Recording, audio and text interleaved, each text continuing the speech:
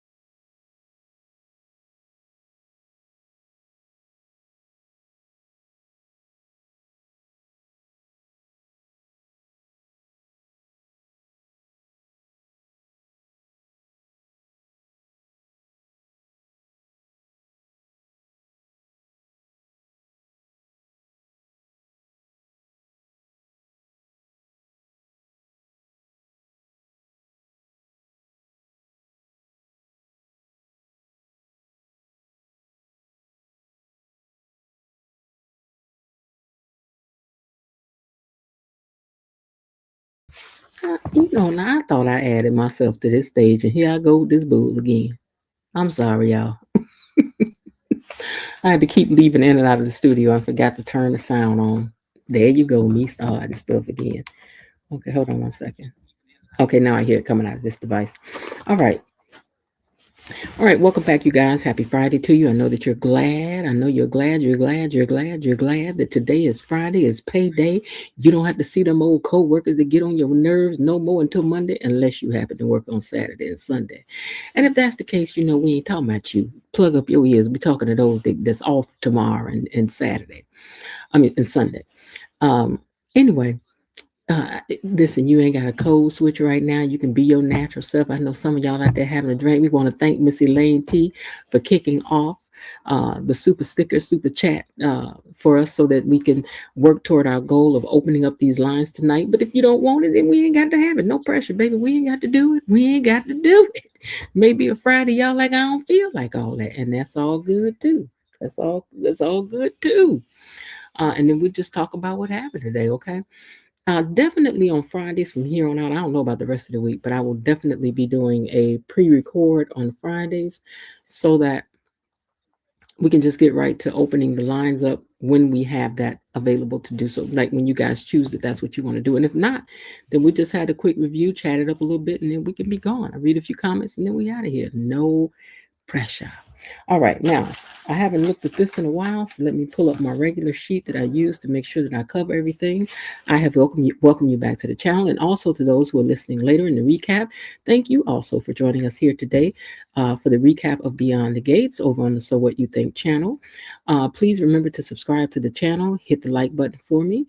We do have an official officer of the like button over here because we are so serious about it. So when you see this means that we need you to hit the like button. Hey, you, hit the like button. And we appreciate you for hitting the like button because it helps things over here on the channel. It's a free way to support and an easy way to support. The other thing that we want to mention to you is that we are here every day, Monday through Fridays. when there's a show, I'm live usually. I was live this week, but not as I usually am. Did want to create something for the membership and all of that, but this felt like a much easier week for me, even though creating the pre-done videos was a lot of work. But if I think I could find my stride with that and get a little easier with that. All right, so let's see, what else did I want to tell you? I said to subscribe to the channel. We said that. Oh, and if you don't have a membership yet, why not consider getting one? That way you can get in on the content that we have for the membership. And sometimes we release things to the membership first. Sometimes we never open those things up and they just stay back there in the membership. We do have some stuff coming up that we're going to throw in the membership as well. The award season is coming up, and you know when they have awards, we have awards. We don't really care. We're going to find out who really in these people categories, or we're going to watch it that night together or something. Because if the Gates don't win, I mean, the NAACP is one of the sponsors. I mean, I ain't saying y'all should cheat or nothing, but I'm just saying, my Lord, let the Gates get 1 or 2 or 3 or 4. How Anita ain't going to get one? Huh? How Anita ain't going to get one? How Leslie or Eva ain't going to get one? Huh? How you ain't going to get one? How Daphne ain't gonna get one? Daphne Duprees, she ain't gonna get one. Bill, then you know Bill better get one. The show, the wardrobe, the casting, the writing, the directing. We're gonna need all that. So let's see what we get. We'll be patient and see, okay? We have some wonderful mods over here and a whole gang of people. So please say hello to the mods and to Tony Lynn, our official greeter, who we haven't seen in a while, and I hope is doing okay. Say hello to the whole mod squad for me there. And let's see. I'm trying to take this comment down. Okay, all right. So let's say hello to them for me. And if you want to send a super sticker or super chat, which we have a goal of 5 tonight so that we open up the lines, then feel free to do so and you become an official sponsor of the live. And like I said, if we don't make the goal, it's fine. We'll just do what we do and I'll be out of here. It'll be a short Friday night, something none of us have had in a while. I do know that even if we do open it, we won't be over here all night. And remember, we have a new format for the way that we will open the lines. So we'll be trying some new stuff around here this evening if we get a chance to do that. All right. So with that, let me take a look and see who is down here typing. Which one of my superstars are down here typing in these comments? Who's that typing in the comments? All right, well, I'll tell you who's typing in the comments. Let me scroll back up to the top. First in here today was Miss KB Mommy. She says, greetings, and so what you think, my Mod Squad sisters, Linda Bynette Barrett, Linda, Bilo Didi, Destiny, Tony Lynn, or her cousin Tony Lynn, my sister Officer Belinda Hill, and my boo Elaine T, and my good friend Bailiff Raven Maniac 1. All right, hey to you too, KB. She says, hey to those buried in the bushes, hiding in the weeds, tuning in from the trees, and even hiding in the hedges. Make sure you smash that like button. Should have been waiting in the weeds, but I looked away and was guessing. KB Mommy says, let's get this off our chest first. Copyright disclaimer: under Section 107 of the Copyright Act 1976, allowance is made for fair use for purposes such as criticism. And we do a lot of criticizing over here. Commenting, which you know we're going to do the commenting. Y'all going to handle that part. News, reporting, teaching. I'll try to see what I can do on that. Me and E-Daddy, you know, he got to teach the whole history of the shows and stuff. Teaching scholarships. You know, I should pass out some scholarships. Maybe we'll start doing that. And research. I'm going to consider the scholarships when you guys gift memberships. How about that? So we're going to start calling them scholarships over here. All right. All right. So thank you, KB Mommy, for posting that for us. And then Miss Lil is in the house. She says, good evening, Miss Jan, Gatekeepers, and to the mods. And hello to you too. Below Didi. You know I done missed you in the chat and everything, girl. Good evening. You know, I don't know if you know you was in the reel. Was it yesterday?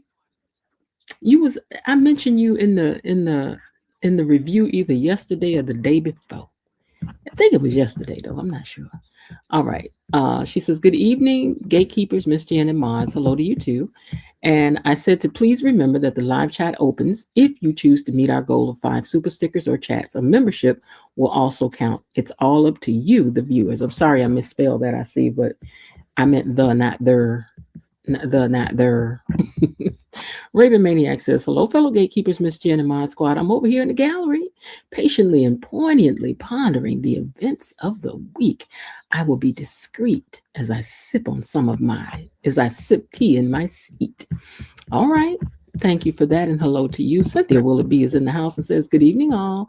Myrtle Tenzer is also here and says, hello, Miss Jen, gatekeepers, and to the mods. Hello to you, too. KB Mommy wants to remind you to remember that the live chat opens if you choose to meet our goal of 5 super stickers or chats. A membership will also count. It's all up to you, the viewers. Thank you for that, KB. She's one of our moderators, as well as Bilo Didi and Elaine. Raven Maniac sends his hello to many of you. Elaine says, hey, gatekeepers, I'm on a date night, but I adore you all. All right, girl. Elaine has got a date. Date.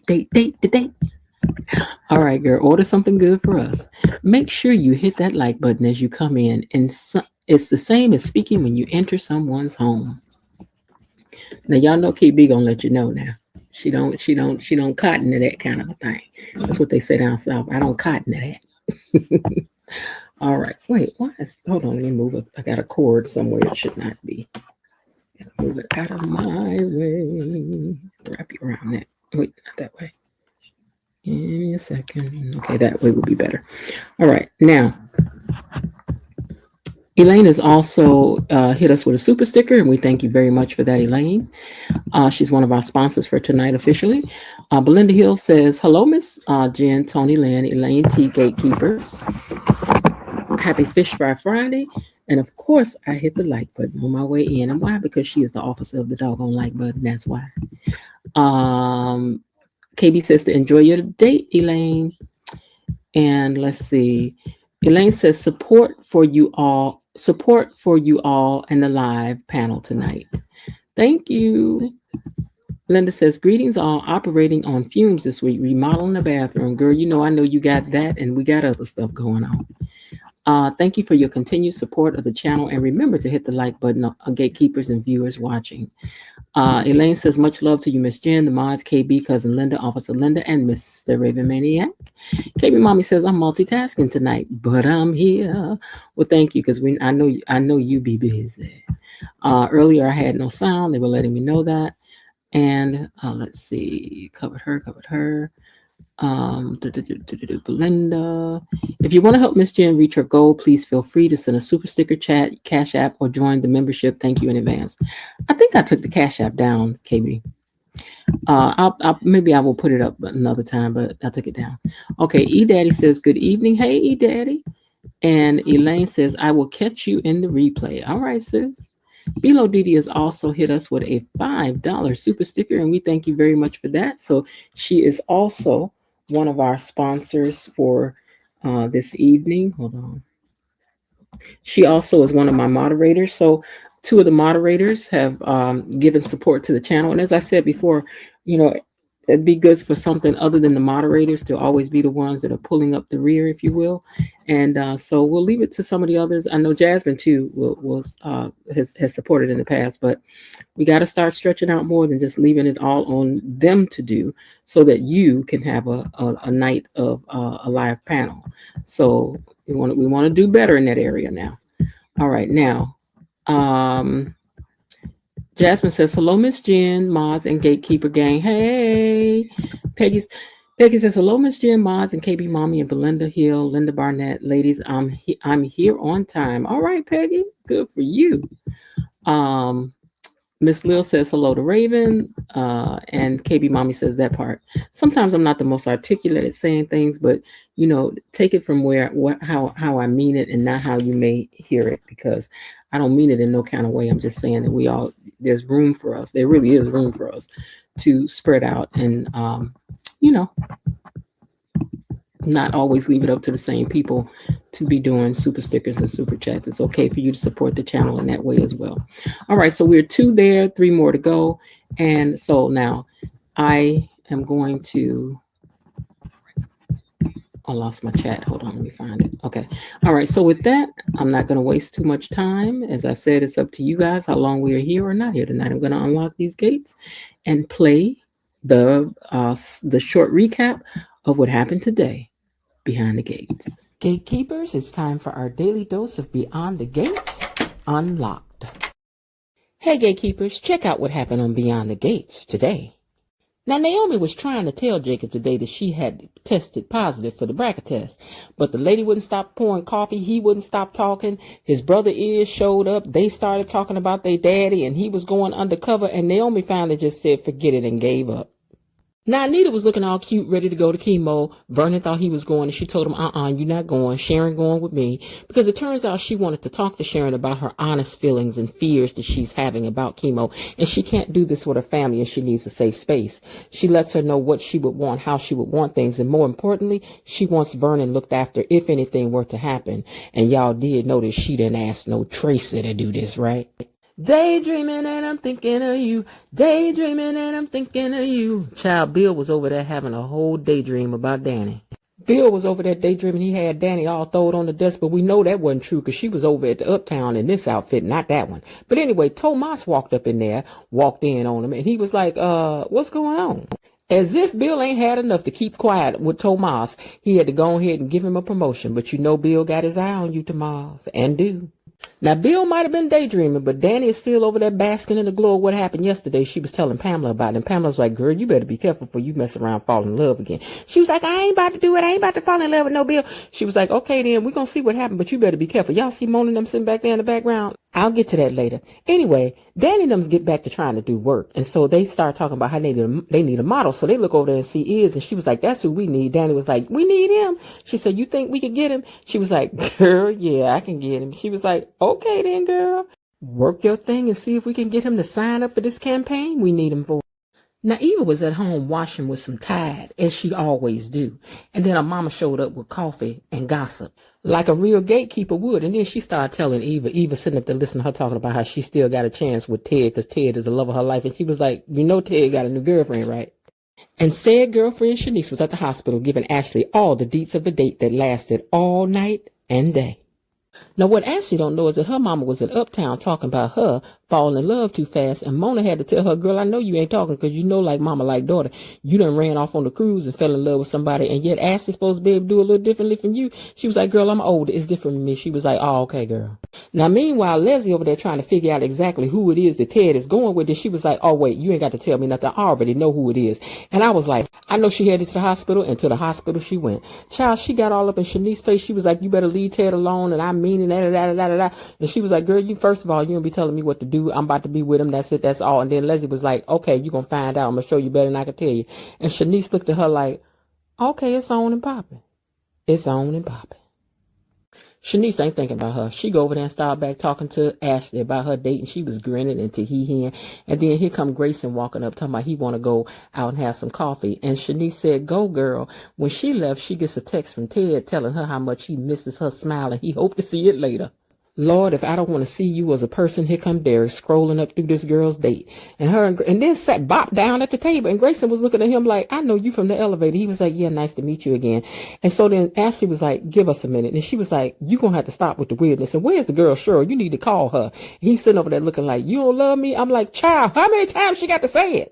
I said for her, she don't want you, she don't want you, she don't want you no more. And she got her coat and left up out of there. Good for you, Ashley. Now, Naomi decides to tell Ashley that she tested positive for the BRCA gene.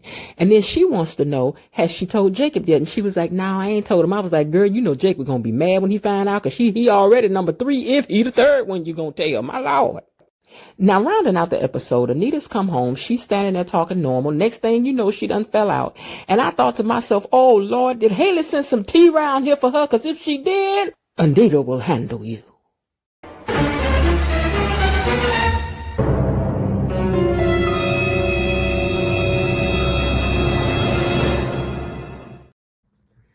And there you have it. Everything that happened on the gates today in under 5. Well, I thought it was a really good week of shows. I really did. We can't say nothing. The gates don't owe us nothing this week, baby. It was popping Tuesday, Wednesday, Thursday, and they went out with a bang on Friday. And them clips from next week. Hold on. Let's talk about the clips. Let's talk about the clips. Okay, so it appears that next week, where my pictures at? Okay, so next week, Shanice and Ted meet up at the Uptown because I don't know if they invited Cat or Cat ends up running into them, but Cat is sitting at the table with because that's Shanice because this is the same dress. See that dress? That's the same dress in her day. And so she was like, "So how long has this been going on? Did you ask your mama all these questions? Did you ask your mama all these questions about her and Carlton? Because I don't know if I remember the hard push about Carlton with your Mary Tyler Moore flip. Girl, you all in your daddy's. How long has this been going on? None of your business, little girl." Now, Haley also meets up or sees Andre, and she's like, "You know what you got to do. You know what needs to be done, right?" And he was like, "I know." And I'm like, I'm hoping you know what, sidebar. Now, I don't mean no harm. But is it me? Or do Andre's haircut look like a fresh haircut off a kindergartner just getting ready to start school? Now, if I'm wrong, y'all just tell me. But this hairdo, this entire scooped it dupe all the way around like this, it just put me in the mind of somebody's first day of school haircut. Am I wrong? With the fresh waves and everything. Am I wrong? Do you see it? Is it just me? Is it just me? I'm gonna need y'all to stop taking Andre around there to the little kid trying to get Andre. I think you're going around trying to get the kid discount when you got your haircut. And whoever did this deep dive around your head like this and put that circle thing, don't let them do this to you no more. Just don't let them do it no more. They went in a little too. They did too much. It's too much. But anyway, Haley said, "You know, wait a minute, Miss Jen. No, this is your channel. However, here you go." You know, the chat belongs to the moderators. I ain't got nothing to say about what y'all down there around there doing. But listen, she said, "You know we need to happen. You know what we need to do." I'm like, "Girl, I thought you had Bill handled. Like, you know, you that girl, right? So what you need Andre to do anything for? Girl, handle your bill. Handle your bill." Now, it also seems that Naomi is gonna go on and try to tell Jacob that she done tested positive for this BRCA gene. But girl, you know Jacob about to get up and start enunciating and talking fast. And girl, it ain't gonna go good. And you better not mess around and ask you something like, who else know? He better not ask you nothing about who else know, girl. That haircut looked like somebody took a pear and turned it upside down and did that around the hairline. Now I'm just talking about the head, not here. It ain't got nothing to do with him. It's got to do with the way somebody cut that. It looked like, you think about a pear. You turn a pear upside down, and then same thing. A light bulb, something. I don't know. Look at this. Wait now. See this here? Don't do this to this man no more. Y'all need to put that Beijing down because you be doing too much with that Beijing. I know that ain't how you pronounce it, but that's the way I'm gonna say it. Now, anyway, girl, I hope Jacob don't find out that he was third in line to find out about this here BRCA gene. If you ain't went and told somebody else and he fourth, but he ain't about to like none of this. None of this. Also, Bill is down to the hospital in this gown, and I would like to know just who put Bill big old self in this short gown down to the hospital. Now you know Bill need a full size grown people tall man gown. Don't bring him this child's gown. And this thing was almost a mini dress on him. Don't be putting this on Bill. Bill too big for this. Bill too big for this. Don't do that.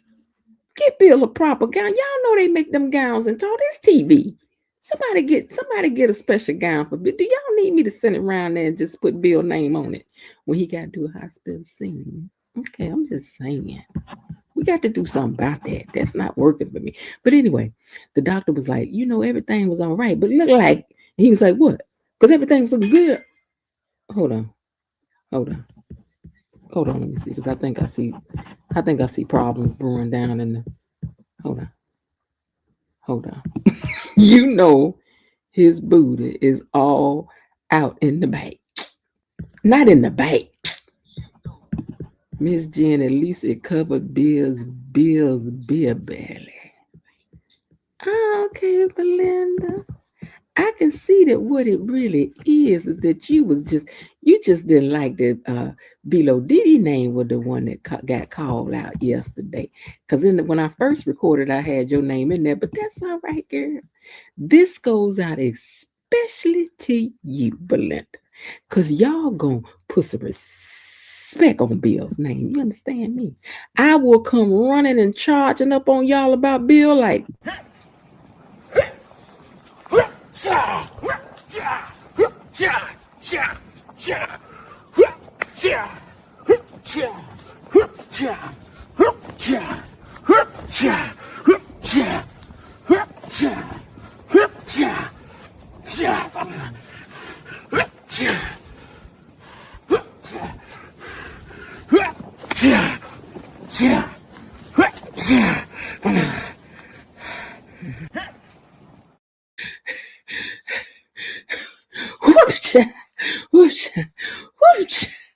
whoop-cha, whoop-cha. Y'all better leave it alone. Y'all better leave Bill alone. I'm not gonna have y'all over here giving me no problems about my Billy Bill. Cause Bill ain't got no Bill belly. Not my Bill, okay? Now, baby, I will come charging up on y'all when y'all see that little man.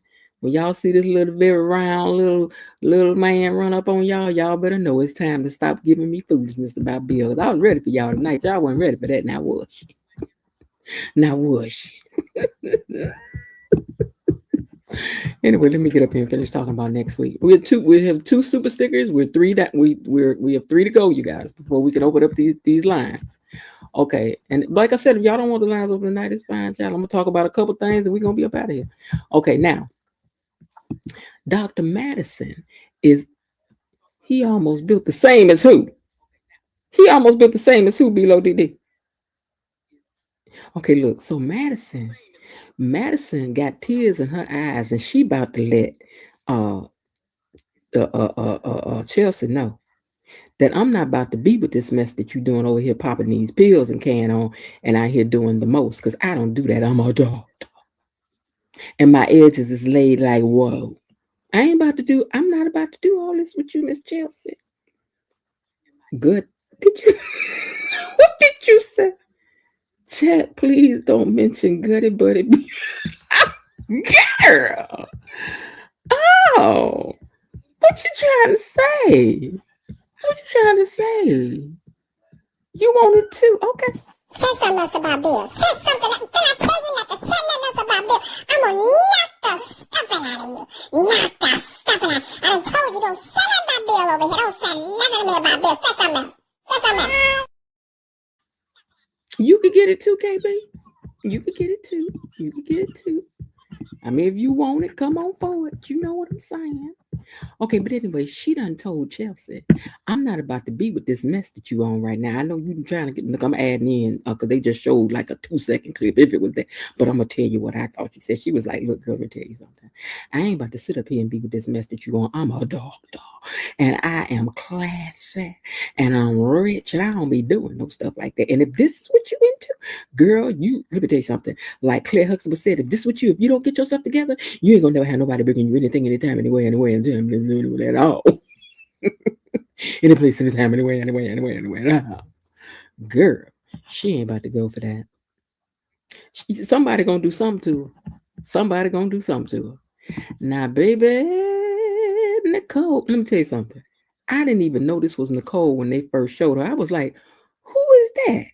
Who is that? And I'm like, oh, Nicole got her shoulders out. Nicole got her arms out. Nicole got her midriff out just a little bit. It's age appropriate, but baby, she wearing this dress. She was wearing this dress to the tune that Tomas looked over there like, ooh, and she was like, don't do too much on my mama. But I'm like, girl, you know your boyfriend got a thing for the women in your family, girl. I mean, you already know he got a thing for the women in your family, girl. Even though I know you don't like to count Eva's family, but she is family, girl. I'm just saying, you do the same thing. You know what he mind looking at somebody in your family for? Don't he do that? Ain't this what he do? Ain't this who he is? Ain't this what Tomas about? I mean, that's what I thought. That's what I had heard. But look at him looking. Look. Look how he looking like, ooh. But baby, her face, what her face saying to y'all? Her face is like, I know you lying. Ninja, if you don't, Thomas, I know you better stop looking at my mama. But I wonder who she meeting up with. You know, why do I have a feeling this is I'm about to say something to Ted before I go on another date with Carlton outfit? I could be wrong. Let me check something else out. Hold on. Okay, so this is the same outfit. This is the same outfit that Eve was wearing. So this happened on the same day. See this? This happened on the same day. So Tomas, had he not come yet? Had they met together? I'm trying to figure out what's going on. Is Ted and Shanice still in here? Did they leave? Because all of this is the same. See, Ted and Shanice, Kat and Shanice, same outfit.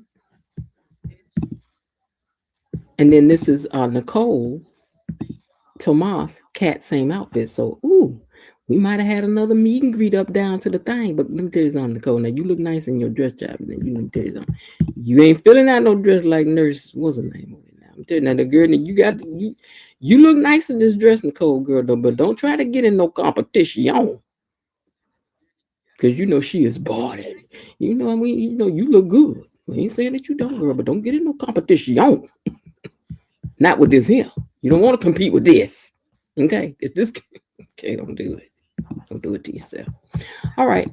I'm gonna read these comments, and then I think I'm going to play the recap once more. And it looks like what we have voted is that, oh, wait, hold on. KB Mommy also gave a super sticker. Thank you so much for that. She said, I guess I owe you for that. I was cracking the heck up. I know you're here talking mess about Bill. We have 3 super stickers. We have 2 more to go. Super sticker, super chat, or a membership. If we hit that, then we'll open up the lines. And if not, we'll do our thing on your ring. I'm going to hit on a couple things, and then I'm going to get up out of here.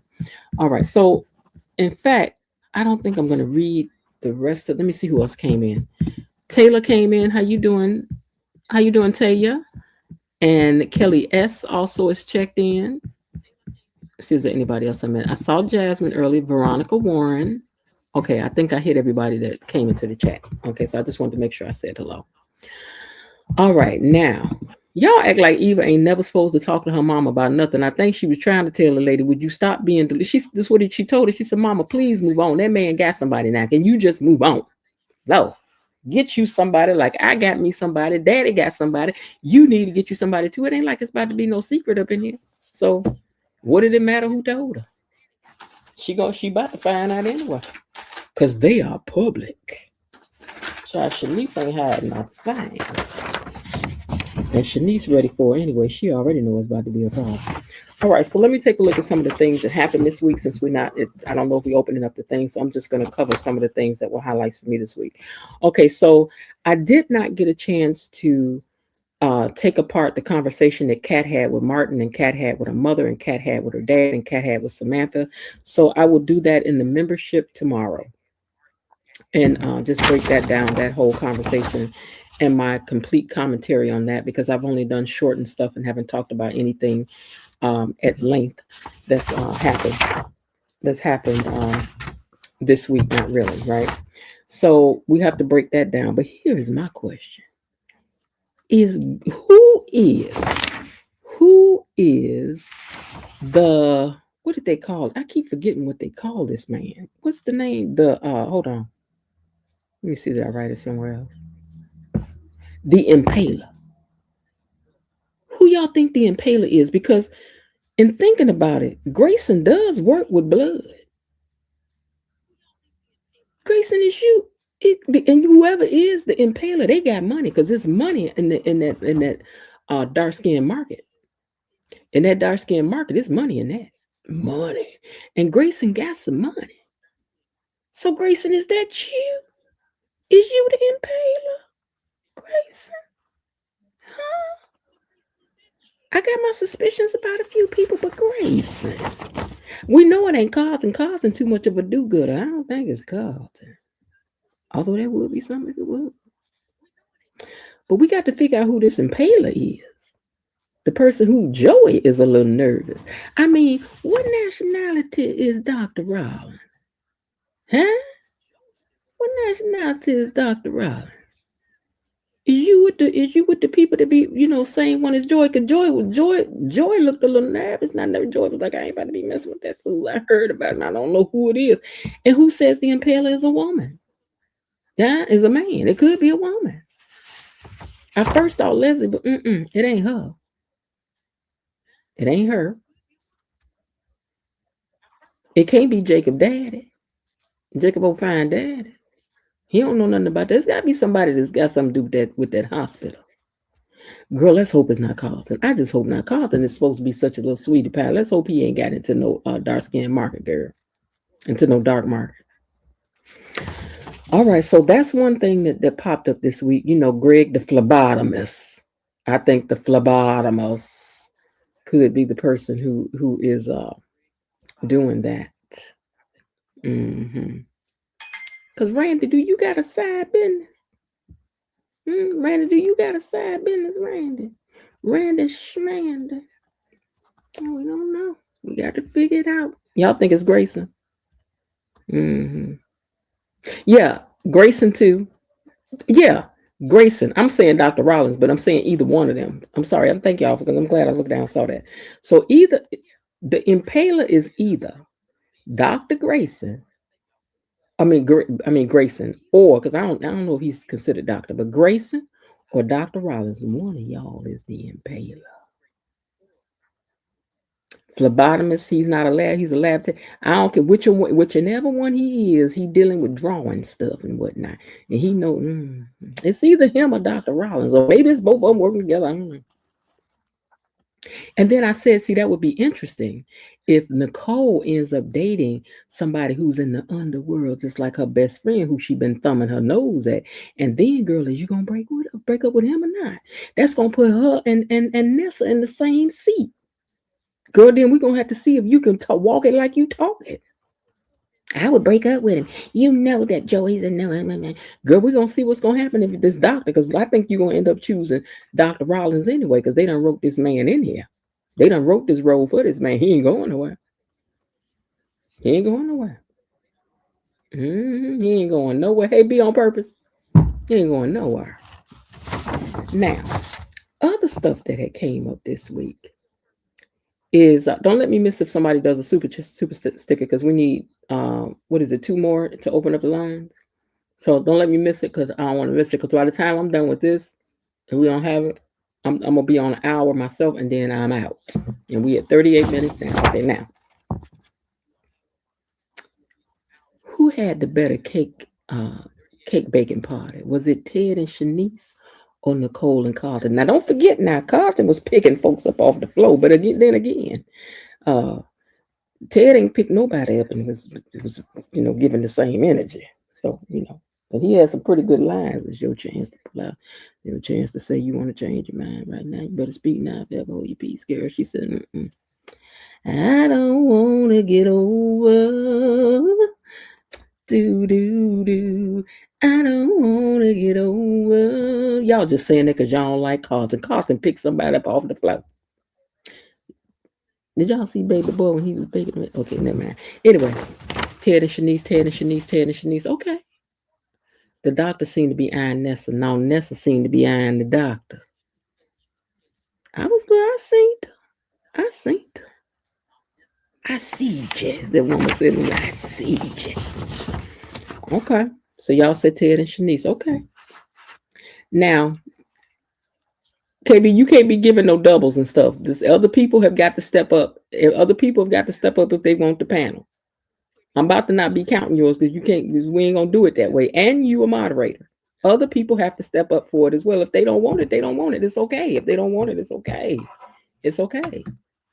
Now, Leslie, is she playing Marcel? Leslie ain't scared of Joy. She wanted finesse. She was like, let me tell you something.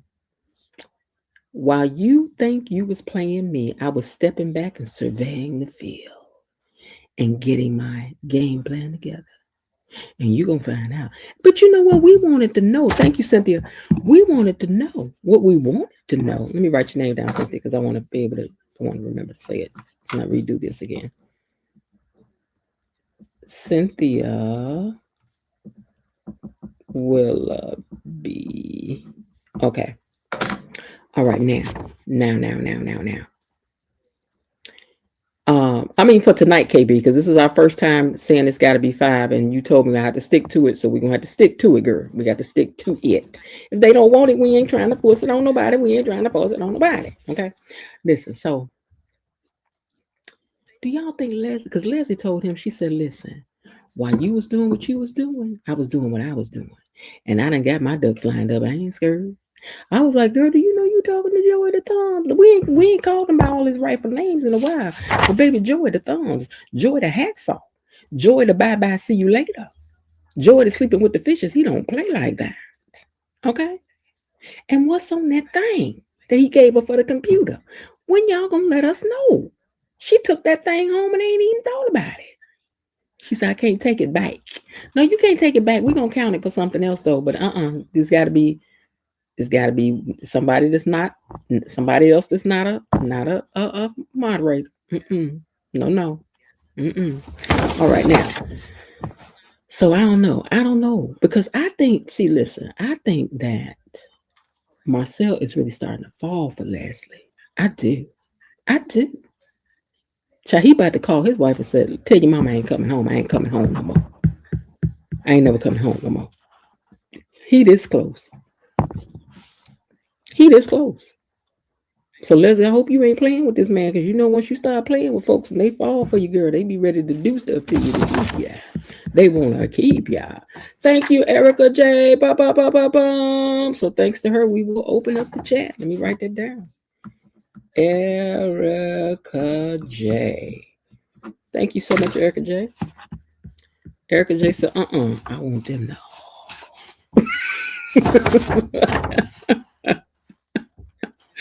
Okay, remember our new format is to bring you up one at a time. So if you want to come up, it's just like having a conversation. You're not on the camera.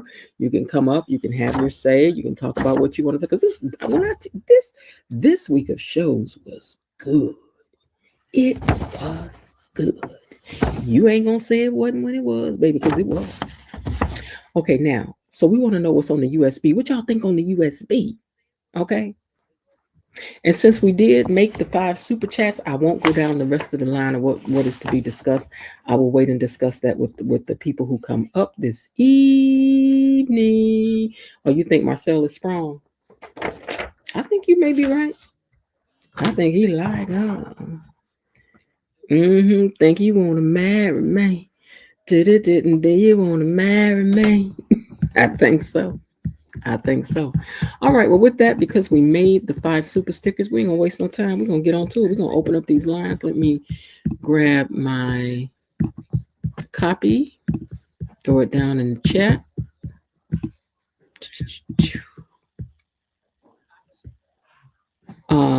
My limit tonight. We started at 8:30, 8:30 to 9:30, 9:30 to 10:30. So we'll be done at 10:30. Yes, ma'am.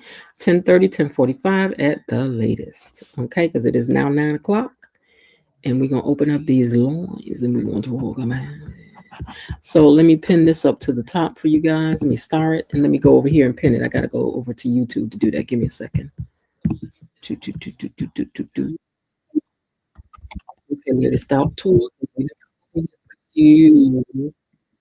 We come over here for you. Place the comment. We can back out of here and come back over here. All right. So you have the link for coming up, and I've already dropped it. And with that, the lines are officially open. The lines are now open, and you know you want to gossip, so share what you're thinking, what's on your mind? Share what you're thinking, hey, what's on your mind? Share what you're thinking, what's on your mind? Share what you're thinking, hey, what's on your mind? What you're thinking, what's on your mind? Say what you thinking, what you thinking. Hey, what's on your mind? Say what you thinking, what you thinking. What's on your mind? Say what you thinking, what you thinking. Hey, what's on your mind? Hey. Come on up here. You know you want to gossip. That's why you my best friend. See, that is why you my best friend. I don't know. Did I hear her say that at the end? See, that's why you my best friend. All right, let me make sure. Yeah, that's moving. That's moving. Hold on, let me take this off so I can hear. Testing 1, 2. Okay, I want to make sure that my sound was on because it's down pretty low over here on this side. Am I hearing myself?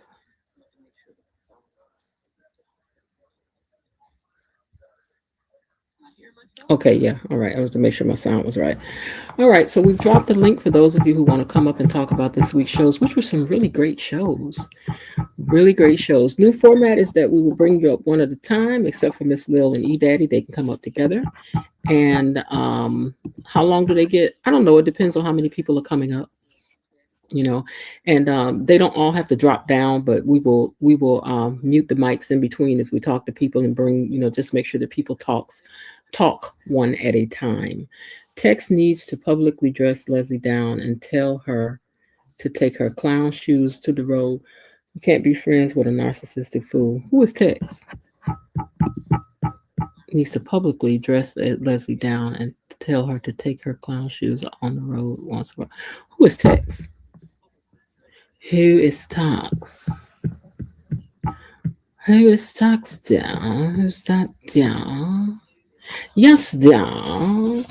Okay, so while I'm waiting, I'm going to continue to talk about things that happened this week. I can't believe Naomi lied to Jacob about that bracket test. I mean, you supposed to told the lie, you're going to tell it at home. And then, Ted needs to publicly dress her down. Okay, I see what you're saying. Okay, so you were supposed to lie at the party if you was going to lie and then went home and immediately told your husband or text him or something or pull him to the side and said, okay, listen, I lied. I do have it. I just don't want to talk about it here with everybody. Now, one thing about Naomi, she be having good reasons for hiding stuff. Her reason was good when she was like, I don't want to take no shine off grandma right now and none of that. Oh, wait, before we do, Lord, I'm forgetting. Hold on. Okay, let me do this first. All right, so tonight's live is sponsored by Elaine T and her date. Below DD, thank you very much. By KB Mommy. KB Mommy twice, really. Cynthia Willoughby. And Erica J.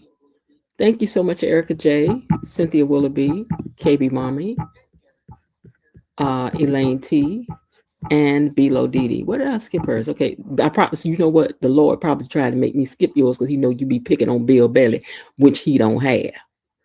He don't have no belly, ma'am. Okay, not my Bill. You got him mixed up with another Bill, but not Bill. All right.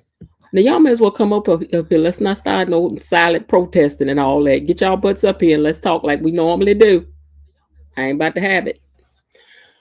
All right, now, so I can't believe that Naomi lied about the bracket test. KB Mommy, if you have to come up, Linda, if you have to come up, y'all come up. Let's say, maybe it'll be the moderator takeover tonight. Y'all can talk, okay? If you feel like it. All right, so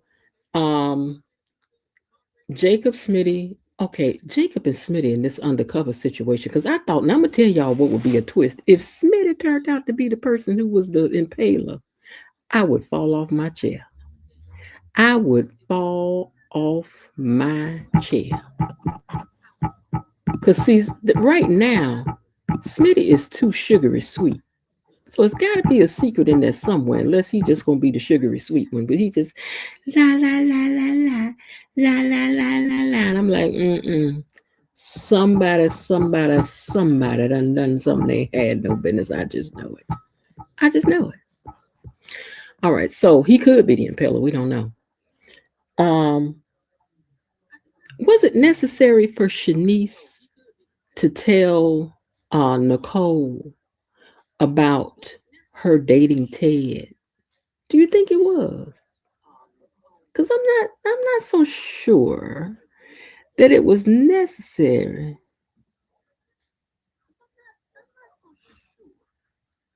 Okay, Linda, you trying to get some of this work too. I know you want to get in.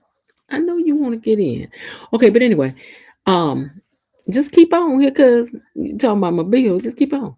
All right, so was it necessary for Shanice to tell Nicole? I mean, she's dating, she's moved on. You done had 2 dates, ma'am.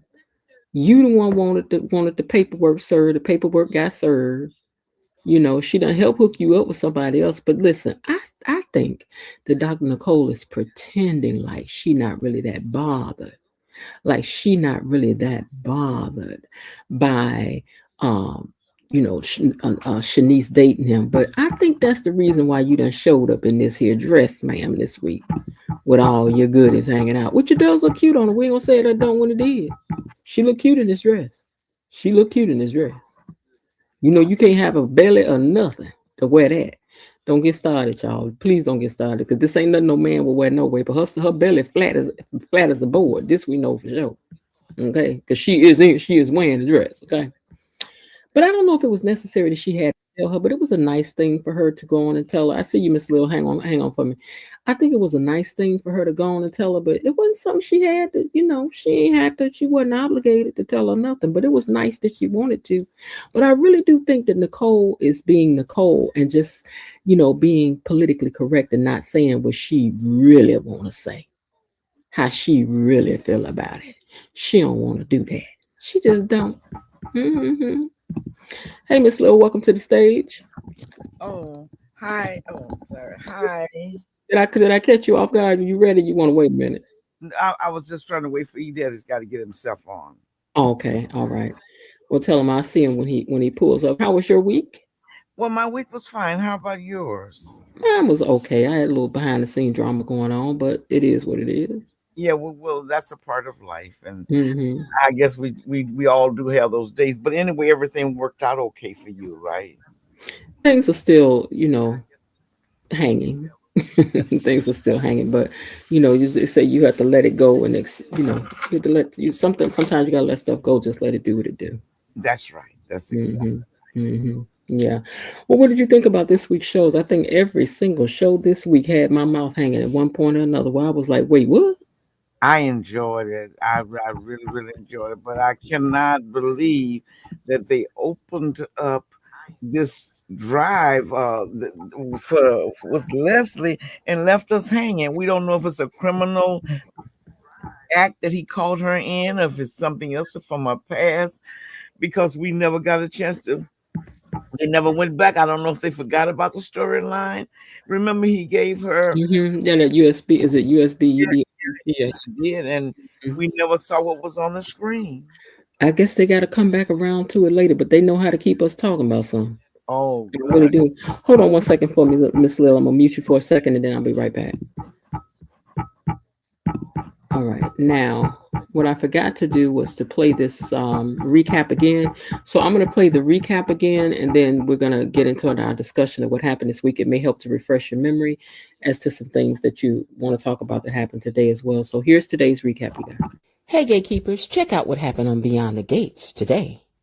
Now, Naomi was trying to tell Jacob today that she had tested positive for the BRCA test, but the lady wouldn't stop pouring coffee. He wouldn't stop talking. His brother Iz showed up. They started talking about their daddy, and he was going undercover, and Naomi finally just said, forget it, and gave up. Now, Anita was looking all cute, ready to go to chemo. Vernon thought he was going, and she told him, you're not going. Sharon going with me. Because it turns out she wanted to talk to Sharon about her honest feelings and fears that she's having about chemo. And she can't do this with her family, and she needs a safe space. She lets her know what she would want, how she would want things. And more importantly, she wants Vernon looked after if anything were to happen. And y'all did notice she didn't ask no Tracy to do this, right?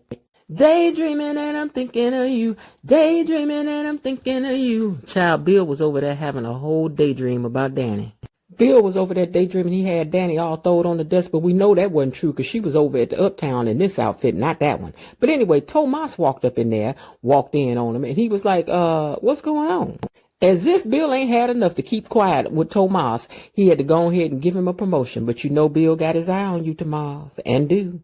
Now, Bill might have been daydreaming, but Danny is still over there basking in the glow of what happened yesterday. She was telling Pamela about it, and Pamela's like, girl, you better be careful before you mess around falling in love again. She was like, I ain't about to do it. I ain't about to fall in love with no Bill. She was like, okay, then, we're going to see what happened, but you better be careful. Y'all see Mona and them sitting back there in the background? I'll get to that later. Anyway, Danny and them get back to trying to do work, and so they start talking about how they need a model. So they look over there and see Iz, and she was like, that's who we need. Danny was like, we need him. She said, you think we could get him? She was like, girl, yeah, I can get him. She was like, okay then, girl.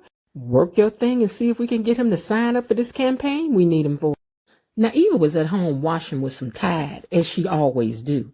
And then her mama showed up with coffee and gossip, like a real gatekeeper would. And then she started telling Eva sitting up there listening to her talking about how she still got a chance with Ted because Ted is the love of her life. And she was like, you know Ted got a new girlfriend, right? And said girlfriend Shanice was at the hospital giving Ashley all the deets of the date that lasted all night and day. Now, what Ashley don't know is that her mama was in Uptown talking about her falling in love too fast, and Mona had to tell her, girl, I know you ain't talking because you know like mama like daughter. You done ran off on the cruise and fell in love with somebody, and yet Ashley's supposed to be able to do a little differently from you. She was like, girl, I'm older. It's different from me. She was like, oh, okay, girl. Now, meanwhile, Leslie over there trying to figure out exactly who it is that Ted is going with, and she was like, oh, wait, you ain't got to tell me nothing. I already know who it is. And I was like, I know she headed to the hospital, and to the hospital she went. Child, she got all up in Shanice's face. She was like, you better leave Ted alone, and I mean it, and she was like, girl, you first of all, you don't be telling me what to do. I'm about to be with him. That's it. That's all. And then Leslie was like, okay, you gonna find out. I'm gonna show you better than I can tell you. And Shanice looked at her like, okay, it's on and popping. It's on and popping. Shanice ain't thinking about her. She go over there and start back talking to Ashley about her date, and she was grinning and tee-hee-hee. And then here come Grayson walking up talking about he want to go out and have some coffee. And Shanice said, go, girl. When she left, she gets a text from Ted telling her how much he misses her smile and he hoped to see it later. Lord, if I don't want to see you as a person, here come Derek scrolling up through this girl's date. And then sat bop down at the table. And Grayson was looking at him like, I know you from the elevator. He was like, yeah, nice to meet you again. And so then Ashley was like, give us a minute. And she was like, you going to have to stop with the weirdness. And where's the girl, Cheryl? You need to call her. He's sitting over there looking like, you don't love me? I'm like, child, how many times she got to say it? I said for her, she don't want you, she don't want you, she don't want you no more. And she got her coat and left up out of there. Good for you, Ashley. Now, Naomi decides to tell Ashley that she tested positive for the BRCA gene. And then she wants to know, has she told Jacob yet? And she was like, no, I ain't told him. I was like, girl, you know Jacob going to be mad when he find out because he already number 3 if he the third one you going to tell. My Lord. Now, rounding out the episode, Anita's come home. She's standing there talking normal. Next thing you know, she done fell out. And I thought to myself, oh, Lord, did Haley send some tea around here for her? Because if she did, Anita will handle you. Yeah, this week was full of all kinds of drama. That I can tell you for sure. I'm unmuting both of you. All right, you guys. So, who do y'all think is the impaler? I just really don't have any idea. Just don't have any thoughts about it. I just don't. But what really did surprise me, kind of, when Joey acted like he was intimidated by them. Mm-hmm. Now that surprised me because Joey will tell you in a minute he takes care of his problems. But he said he wouldn't go near them. He didn't fool with them. Yeah, Joey ain't scared of nobody but this impaler. Okay. E-Daddy, you got any thoughts on who you think the impaler is? Oh, I can't hear him. Oh, maybe he's off in the distance there. Okay, so yeah, so I think it could be Grayson because he does work with blood, or it could be Dr. Rollins. The man in the lab. Yeah, the man in the lab, or the good doctor. Oh, okay. Let me see. I think he said he's trying, but he's not getting through. Let me see what he said. Okay. I'm gonna go out and come back in. Oh wait, you know what it is? It's me. I didn't add him to the stage. My bad. There you go. Right. Yeah, I forgot to add you to the stage. Yep. Yeah. Okay, so who you think the impaler is? Someone that Joey doesn't like. Now, who could that be? I actually don't know because so far Joey's not intimidated by any people. So maybe it's one of the new characters like Grayson or Kyle. Mm-hmm. Mm-hmm. Yeah, because you know that Dr. Rollins said that they wrote this role for him. She really wrote it with him in mind. So, and giving him free reign to do what he wants to do with the character. So, because this whole plasma thing just came out of nowhere, and so did he. So, I'm thinking it's gonna be him. But so did Grayson. Grayson dropped. Maybe they working together.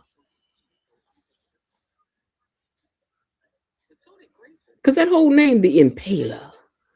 What a name to give yourself. And what does it mean to impale something? Don't it mean to put something, like to stick something in something? Like Jesus was impaled?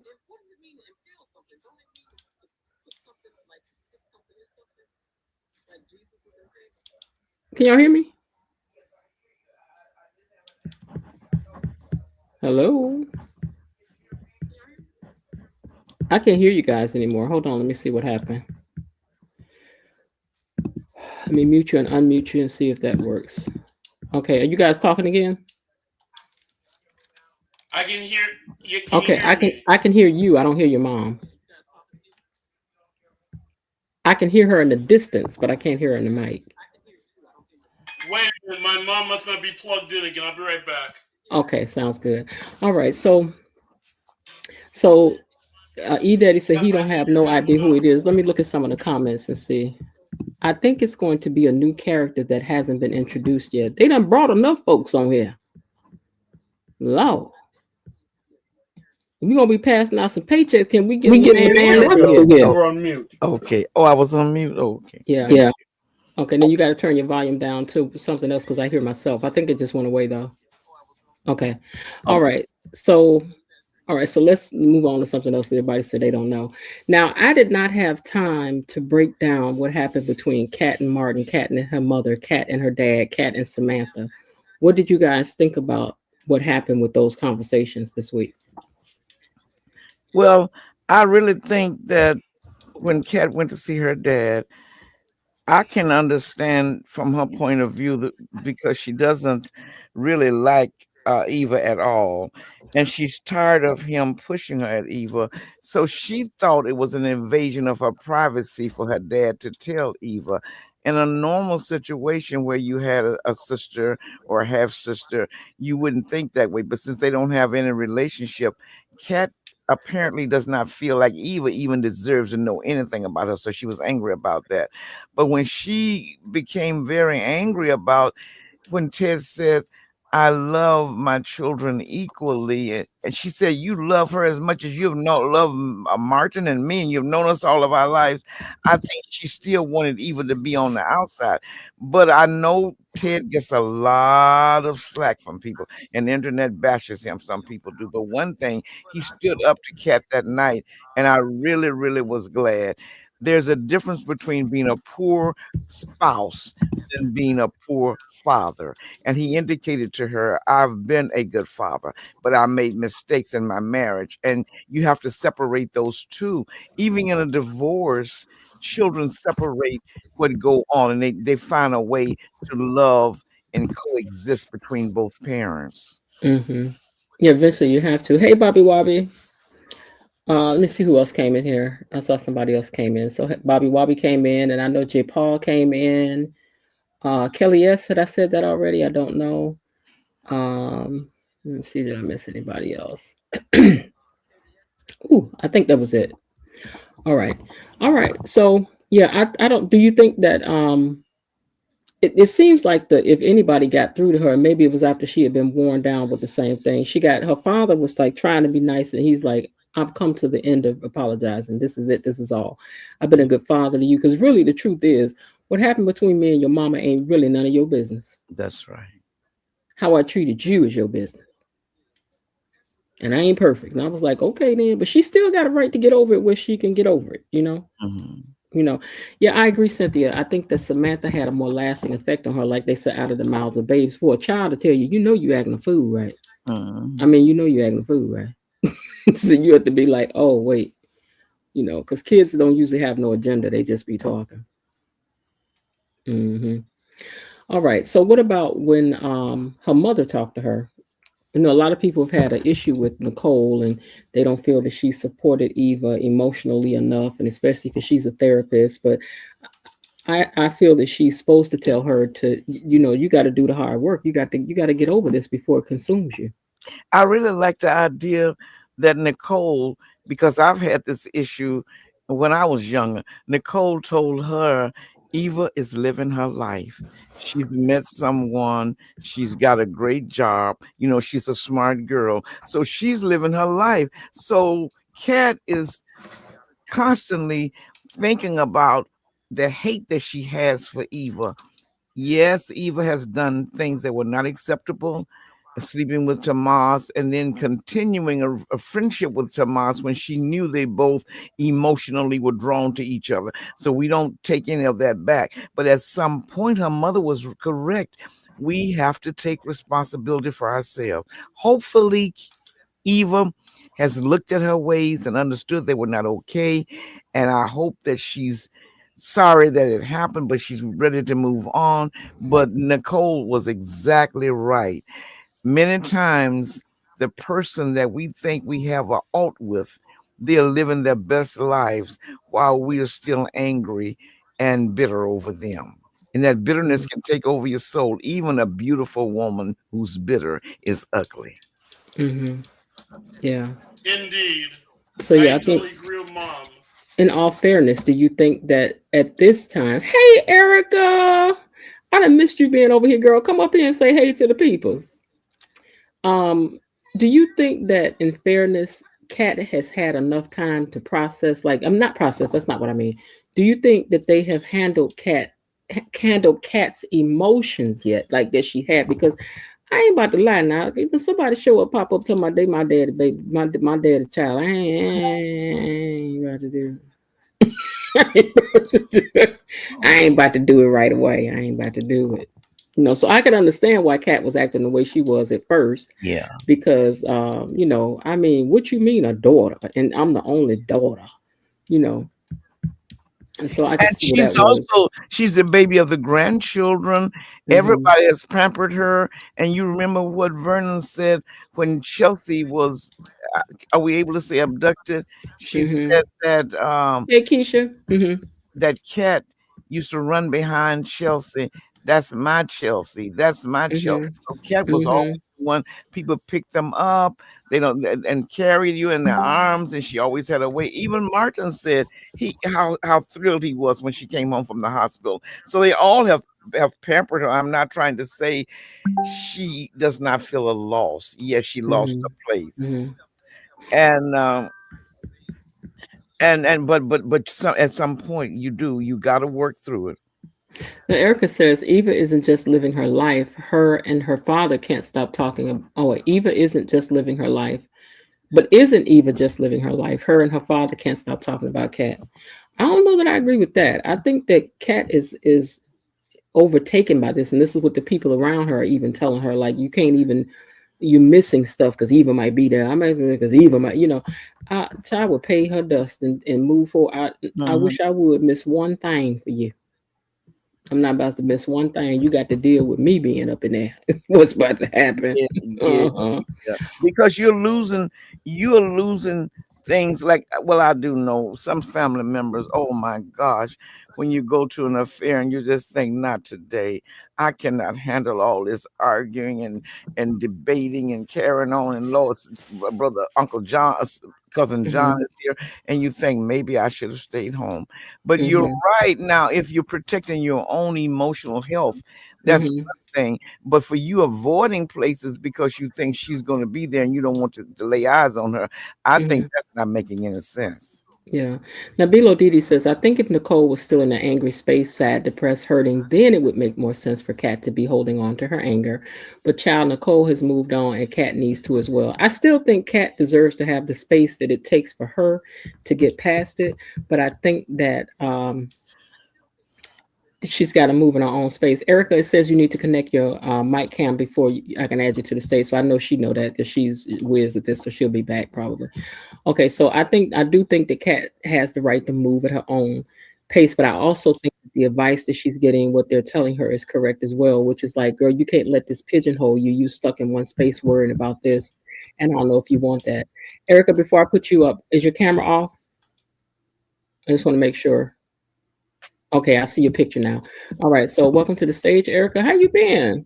Hey, I'm good. I'm sorry. I'm in Utah right now for No, Sundance, so I didn't pop up on my thing. I was doing something else on the phone, and I saw you said you was leaving out of town. I was like, "Oh, she get her vacation in." Child, no, it's work. I'm here it's covering the work. festival, so Oh, yeah. Oh, that's nice. But I was like driving back, and I'm like, oh, let me just listen because I haven't been over here in a minute. How is Utah? I've never been there. It's really great. I love it for Sundance. I haven't been outside of like coming for the film festival. And when I'm here, it is phenomenal. Like it is a really great representation, I think, of our film and television industry. You have more access to people. There's tons of like conversations around the work, which in LA that can get a little bit weird and people are more focused on like glitz and glam, but here it's really just about like the art, and I really appreciate that. So I've been enjoying it. I've come every year except for 2 for the last 9 years. So okay, that's right, because you're a writer as well. Okay, well that sounds good. So what you think? I think we had a great week of shows. Like it was like they kicked off this. Now to me, the season kicked off on Tuesday. The season has been great thus far. Like I think that they made a seamless transition into season 2. I think that they really found their footing towards the end of season 1. So I'm really appreciative of that. I don't know. I have been really enjoying, I think, very nuanced bits. I know y'all were just talking about Kat, and everybody wants Kat to get over it, and I'm staunchly of the camp of like, no. I think people need to respect Kat's boundaries. I think that people need to respect Kat's feelings. I think that her parents are not doing a good job being her parents, especially when it comes to this circumstance. Like, this is a girl, which they talk about, she was born with a silver spoon in her mouth. Cool, that's true. And she is now meeting a version of herself that she's never experienced. She now has cultivated hate for this girl because of all the circumstances that have played out in reference to them meeting one another and then engaging with one another. Kat has never hated anybody this hard before. Kat has never found herself in conflict with anybody like this before. And instead of her parents trying to figure out how they can support her learning how to handle this new version of herself, this new part of herself, they're telling her to act like she don't feel what she feels, she don't think that what she thinks, and to just get over it. And that to me is a wild concept. Do you think it's hate, jealousy, or a little of both? I honestly don't think that she's jealous of Eva. And if she is ever jealous of Eva, it's only in the moments where she's having conversations with Ted, because I think that she deeply wants Ted to treat her like he used to treat her, and he doesn't even realize it, but he has literally swapped them. He has given Eva Kat space in his life, and then he's now trying to figure out what this new space looks like, but he's acting like he hasn't done that. So I think that she's jealous of the loss that she's experienced with her dad, but I don't think that she's jealous of Eva as a person.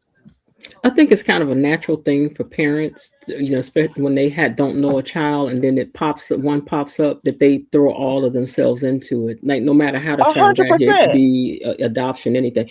But at the same time, I see what you're saying, that no matter the circumstance, this is probably still very hard for Kat. Like I keep saying that I think Kat should be allowed to move at the pace that she needs to move, but at the same time, the advice that has to be given has to be for her better good, where it's like you need to be working toward that. You need to make sure, oh Lord, I put my foot on this thing and keep knocking it over.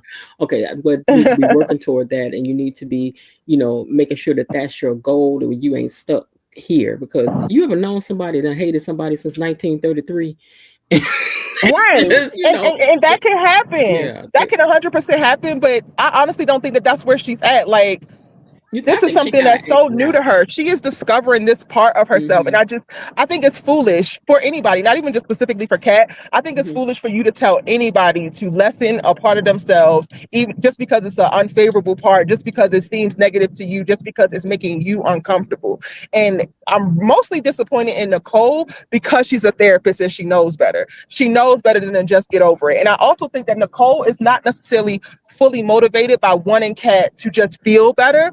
I think that she's also trying to maintain a certain position in how she looks in this circumstance. So a lot of her advice for Kat has also come across to me like she doesn't want to look like she is retaliating against Eva or her mom because she wants to maintain a certain high road. And you don't have to be retaliating to be able to get in the trenches with your daughter and allow her to feel how she feels. Okay. I want to come back and ask you a question about writing, but let me ask Miss Lil a question right quick. So, Mhm. Miss Lil, do you think that Kat's problem is like her issue is jealousy or just hatred or a little bit of both? I think it's both.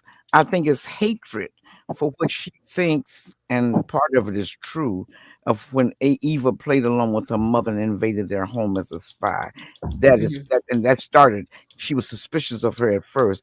Then the hatred just built on, and with Tomas, when she found out Tomas was attracted to Eva, that made the hatred even more. Because remember, she even told Chelsea at one point she wouldn't walk away from Tomas after she found out that he had um cheated with Eva because I don't want Eva to have him. But with her dad, I truly believe that is a daughter father jealousy there she has, because Ted is trying so hard to give Eva all of the years that she missed, and you can't do that.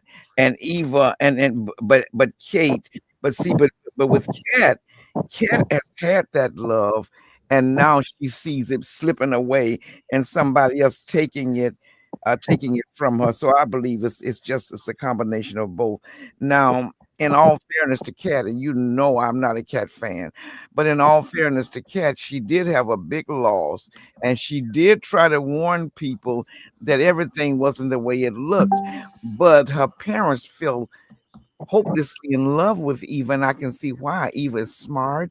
She learns fast. She was able to take over Nicole's business and just run it just like she'd been in there all the time. And plus, she is a likable person. That's what makes Eva so likable to me, is because even when she does wrong, there's a sweetness in her soul. She's just a person that I would love in person to be able to be around. A person like that, and to help to mentor them back to a whole person, because I really, really think there's a lot of good qualities there. Mm-mm. Two things I want to share, right? So I was a complete daddy's girl for real, for sure. Cat ain't got nothing on me. Okay. I So know you told us that. that Yeah, this I is the know, truth. I know. But I think about how with me and my sister, we didn't even want you calling my daddy daddy, like, oh, that's my play daddy. We'd be like, girl, don't play the game. Like, and then I remember I was telling somebody this, and they said, oh, that's so cute. How old was y'all? I was like, excuse me, I'm talking about right now. What are you talking? Oh my We don't like it right now. Don't play with my daddy like that right now. Okay. So they was like, that's ridiculous. I'm like, forget y'all. Playing with us. But you Second, know, huh? you have a point there, because my play sister, Mm, and she and I were very, very close. But her mother actually is the aunt to my cousins on the other side, on their dad's side, and mm-hmm, she just adored me. She adopted me. She went as far as to say, not on papers, but I mean, she went as far as to say, I wish Leo was my daughter. And do you know, her children seem to really resent that. So I think maybe there, now this had nothing to do with her giving me any funds or nothing like that, or taking me. We just we just came together and just loved each other. But so I mm-hmm. think you're right. Maybe adult children can be grown. Yeah, It's I'm not interesting playing. with the Me whole and my Eva. sister was up and stuck. Because her daughter told me, my play sister told me that my tribute was not read at the funeral because the siblings didn't want it read. Oh wow. Mm. Oh wow. Now that's something. That's something. And that's what was so amazing to me. I had a hard time to understand, if someone loves and adores your mother, that is a compliment to her. So why would you snatch that away? You said it's somebody that was like a It can father to you. Yeah, if this was, this was somebody in real life That's what I'm saying. Not if I was mean to the mom, I could see that. If I was disrespectful to the mom, I could see that. But someone who loves your mom and shares the love with her in a really good, godly way, why would you? That's a compliment to your mother. What a wonderful woman she is. You may be honest with you. But not everybody sees it like that, honestly. Let's be honest with you, Miss Leah. Yes, you can be honest. Now, me and my sister might have let you get up there and read that paper. But we'd have been looking at you real hard while you was reading it. Every time you said mama, we'd have been like, Because I don't know, we was just, I don't know, we ain't like nobody call my dad. We ain't like that. And that's how it is for people sometimes. Okay, so I have tried to, I'm trying to figure out how to include this in my content, but I am the eldest, but my sisters have a different mom, and my middle sister hated me most of our life. I could not figure out for the life of me what was Miss Girl's issue. Like, is she you all share both the same parents? We all share the same dad, but I have a different mom than my two younger sisters. Okay, and you the middle child? No, I'm the oldest. Oh, you was first. Yes, and my dad's wife and their mom did not like me, and my middle sister, which is the oldest from their mom, she did not like me, and I could not figure out for the life of me. I think that this also filters into my coverage of Eva and why I hold Eva to a certain standard, because that is what I experienced. I experienced some hellish stuff coming up, and it wasn't until our adulthood, like it wasn't until I would say within the last decade, maybe the last 12 years, and my sister actually being an adult and like seeing some things for herself, that she's been able to like come around, and now we have a much better relationship. And the conversation that got us there was like, I was done being her doormat. I was done taking all her crap. And from what she told me was like, she struggled with me for all of our lives because it looked like my life was perfect. It looked like nothing bad ever happened to me. And she felt like my father respected me more than she respected them. More than he respected them. And my thing with Eva is like, I get I totally understand the experience of like being on the other end of your sister's ire, but that shouldn't put you in a place consistently to change your character. Like, I loved my sisters my entire life while she was giving me hell, while she was trying to fight me, while she was doing certain things. And that's a choice that I made, right? I didn't have to make that choice. So when I see Eva and I see her specifically, like this most recent incident where Tad told her to go and talk to Kat about the Bronca Jean stuff, and then Kat pushes her off, and then she's like, I knew I shouldn't have did it, and then she's mad. I'm like, girl, this was never in you. Like, to me, you're acting like you want to be her sister. You're acting like you want to be there, because if you did, the genuine things that you said would have stood regardless. And I can't respect a person like Eva, because so much of what she does is a direct reaction to what other people are doing. She doesn't even know who she is, but she's also playing a role. And depends on who she's interacting with, how she's going to play it. And I can't respect that. Well, okay, how about this? How about the fact that, I'm just saying, throw this in consideration. Eva is a cast-off child. In her opinion, this is what she thought the whole time. I'm a cast-off. Nobody loves me. Nobody wants me, whatever the case may be.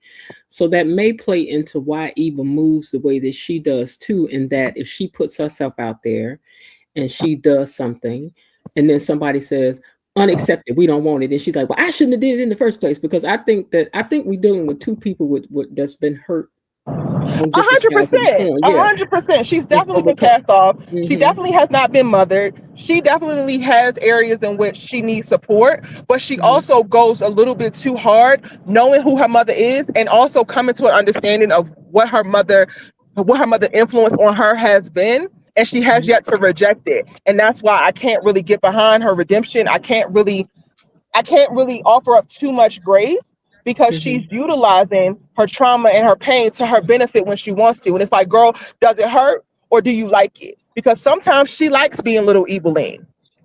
You know, after I heard the other people's take on the special, I was like, oh, I feel bad, because I was like, they didn't give us enough. Like, I wanted them to tell us more about the characters and, what we got right and what we got wrong. What did you think about the special? I just I want to know. haven't watched it yet. You didn't watch? Okay, all right. I need Okay, to watch it though. I are just you been gonna so watch it busy. and I'm do so it? sorry. You think you're gonna do a video on it? Maybe, depending on what they're saying. I don't Okay, know 'cause though. okay.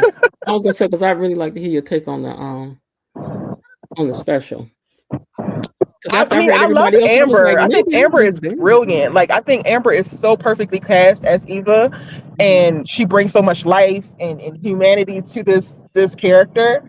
I don't know how much she could say that would change my mind about Eva. You think that's what she's gonna do? Change my mind about Eva? No. You talking about the special? Mm-hmm.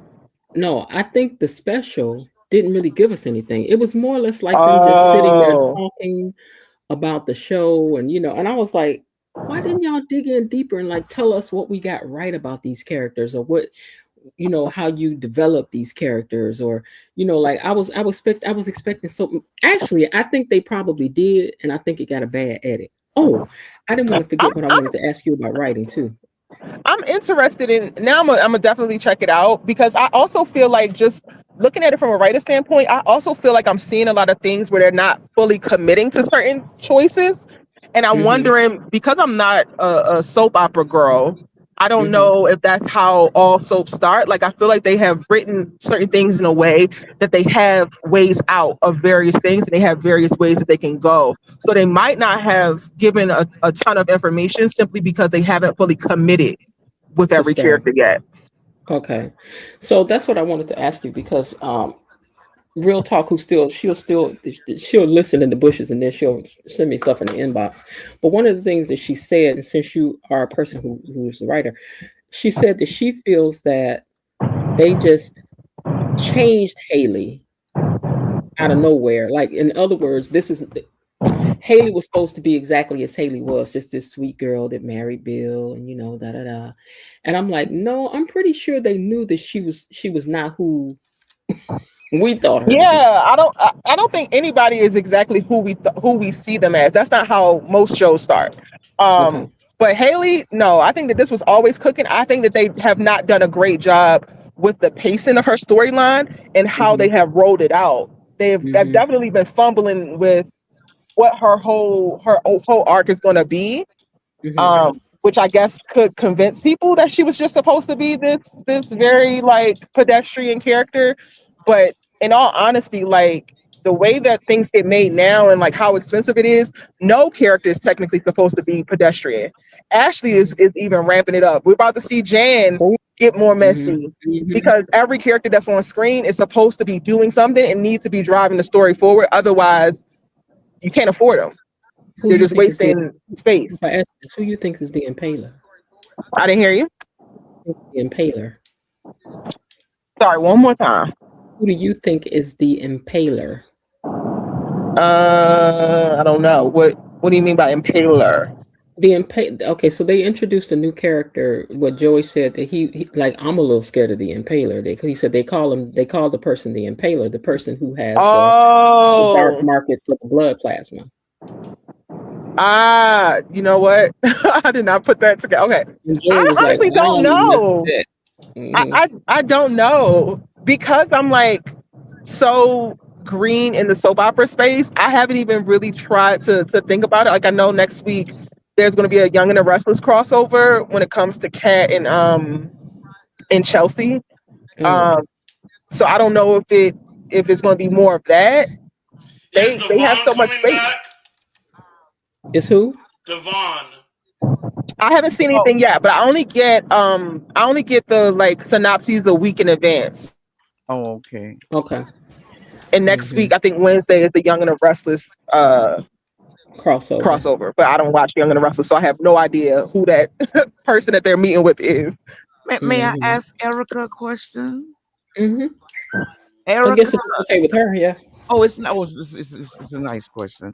I just wanted to know, how old were you when your sister was born? Because you're the oldest child, right? And you said it was the middle child that you had issues with?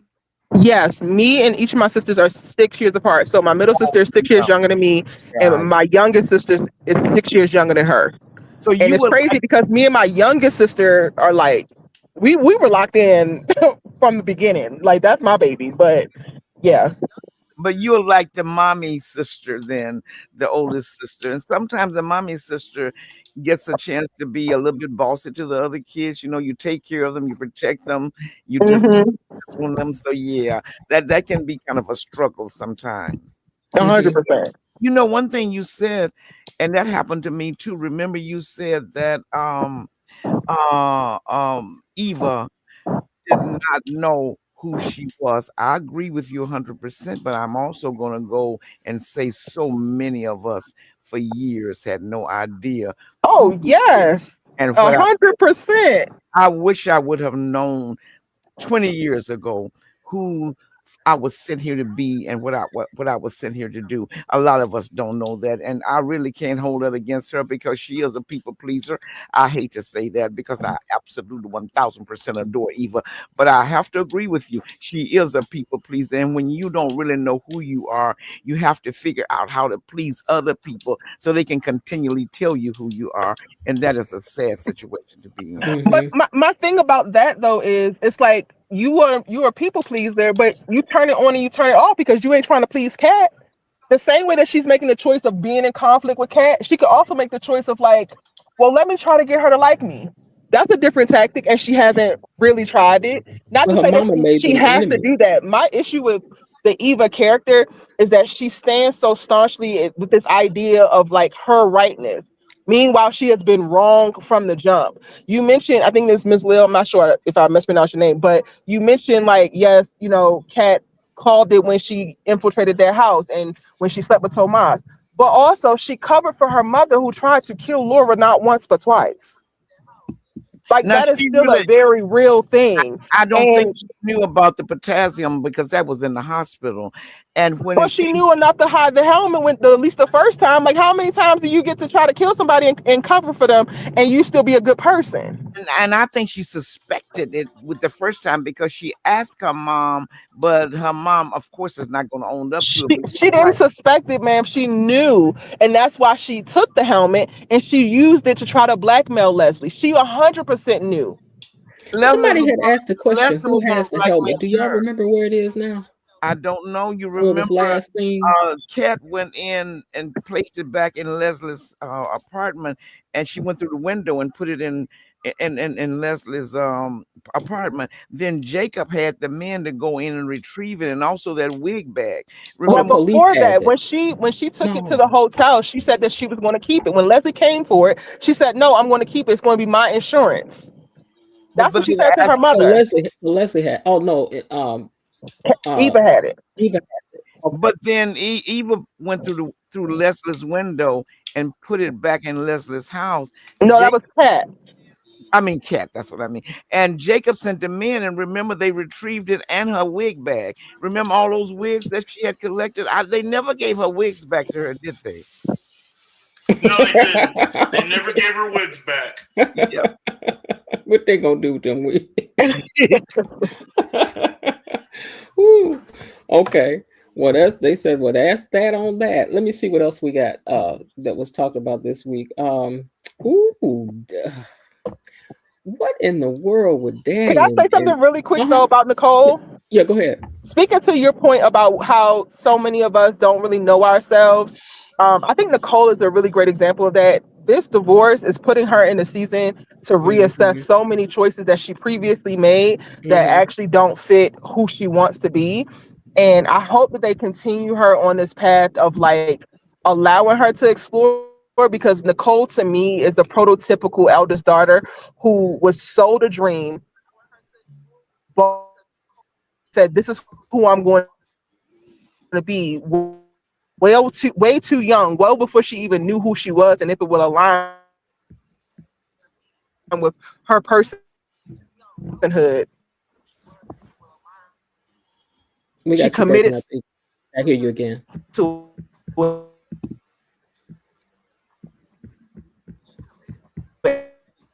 She says she's driving, so she might be going through a rough spot. Yeah, she might be. Mhm.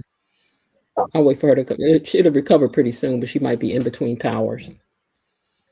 Uh-huh. Okay, so let me read something somebody said. Leslie tried to pin it on Eva. Eva hid it to protect herself from being framed for something she didn't do. So I guess Eva has the thing. She had it, but remember, Cat stole it from Eva's house, went through Leslie's window, and put it back in Leslie's house. And then and then she told Jacob to send the men over there and recheck Leslie's house. Mm-hmm. Okay, so that's what happened with that.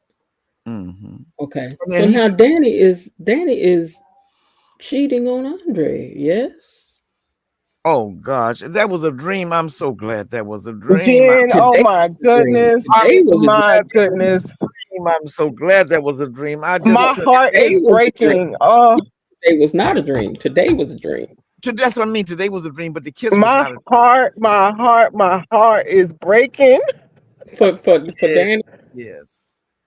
You know that Danny is breaking my heart. My heart isn't breaking for her. I'm so disappointed in her with that kiss. I am so disappointed. But you would have been even more disappointed when I thought today, I didn't realize it was a flashback. I thought today was a real situation that was happening, and I couldn't look at it. I said, no, not again, because they were sprawled out. It was just too much. It was way too much. That was Bill hallucinating. I know, but I thought. Thank goodness. Maybe that medicine, maybe the drops did make him hallucinate. I'm hoping so. I need them to speed it up with these killer drops. They're gonna have to get to it. What they're gonna do, because she said, Randy said to her yesterday, if you don't hurry up, he may end up divorcing you. And I'm like, oh, so that's how they're gonna write her out of it. Something gonna happen. Bill gonna want a divorce, and then he never finds out she was trying to do it to him. I don't know, but I know I couldn't take that when I think they're gonna go. And another thing about Danny, be that simple. Like she's not leaving that marriage easily at all. No.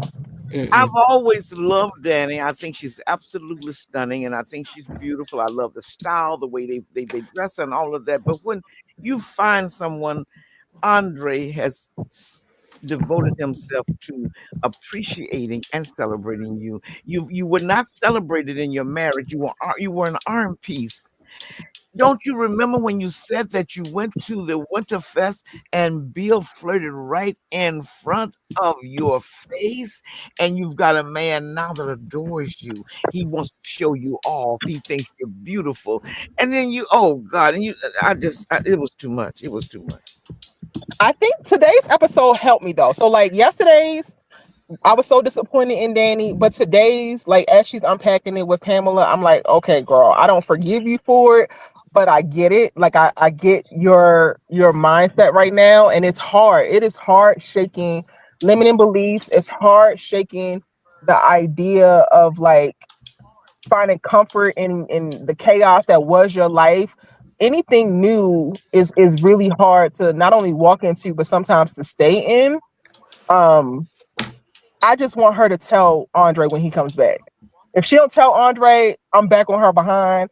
But I'm going to chalk this kiss up as well to like the messiness that has been in decoupling, especially given the fact that Bill has done a phenomenal job of showing her a man that she hasn't even seen in years, and she didn't even think existed anymore. You mean how that's landing on her? You mean Andre has given her a picture of a man that she... No. I'm talking about Bill. This version of Bill, she even said it in today's episode, she hadn't seen this version of Bill, the caring, the tender, the strong, in years. So that also is like throwing her, and she's having to find her, you know what I'm saying? Find her footing. So she's trying to ground herself in the wonderful, phenomenal love that she has with Andre, which is new, which wasn't what she thought it was supposed to be. But she's also continuing to detach from Bill, while also being reminded of all of what the best was. And that can be a little tricky to navigate. But sometimes it's so sad because dysfunctional behavior becomes a norm to some people. 100%. Yes, Lord. And I just hope that is not, oh no, please. I'm hoping not too. We're here praying together. Yeah, I want Danny to do the right thing, but in all honesty, little Andre is up against that Bill. A lot of Bill, girl. Jen, they are eating me up on my channel. They are eating me up. 2 or 3 breakdowns ago, I said I hate that I love Bill, girl, and they are like, come over there and you love Bill. They are so mad at me.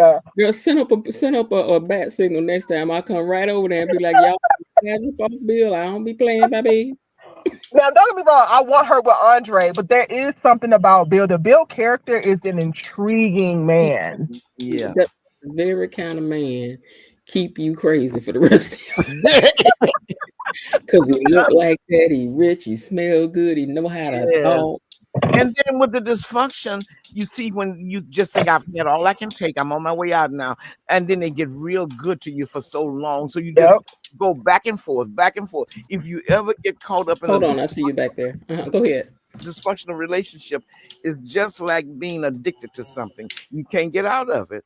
I mean, you know, candy is no good for you if it'll raise your blood sugar if you have a high A1C, but you just have to have it. So, so dysfunctional relationships are very dangerous and they're hard to get out of. Them be the best one. Oh, what? Them be the best one, though. You know, them be the ones you can't leave alone. Like, I know I can't stand and work for doggone. Is that him calling, girl? I got to go. You ever be talking to somebody, they be like, girl, I can't stand it. I told him don't call me no more. I ain't about to hear him no more. Girl, wait a minute, this him, I'll call you back.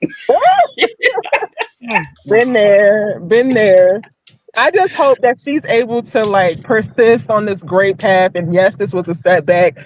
If she's honest with Andre and they are able to re-solidify their very honest, beautiful relationship with the admittance and the transparency, and they can keep trucking along as they're doing. I want Danny to be that winner story of like how to overcome and find new love again. Oh yes, yes, absolutely, absolutely. But you know what? If she keeps playing with fire, when you have a weakness to something, you have to leave it alone. I mean, there's certain foods I dare not cook nor bring into my home.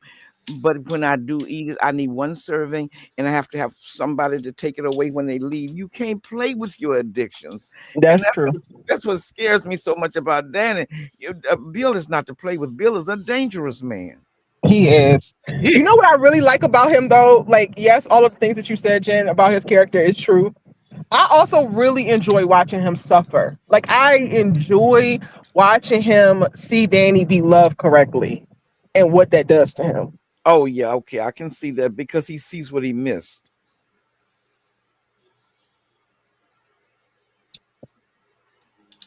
Yeah.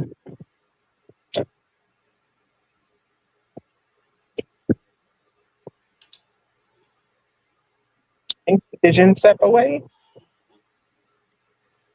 I'm not sure. Well, are you I muted myself by mistake.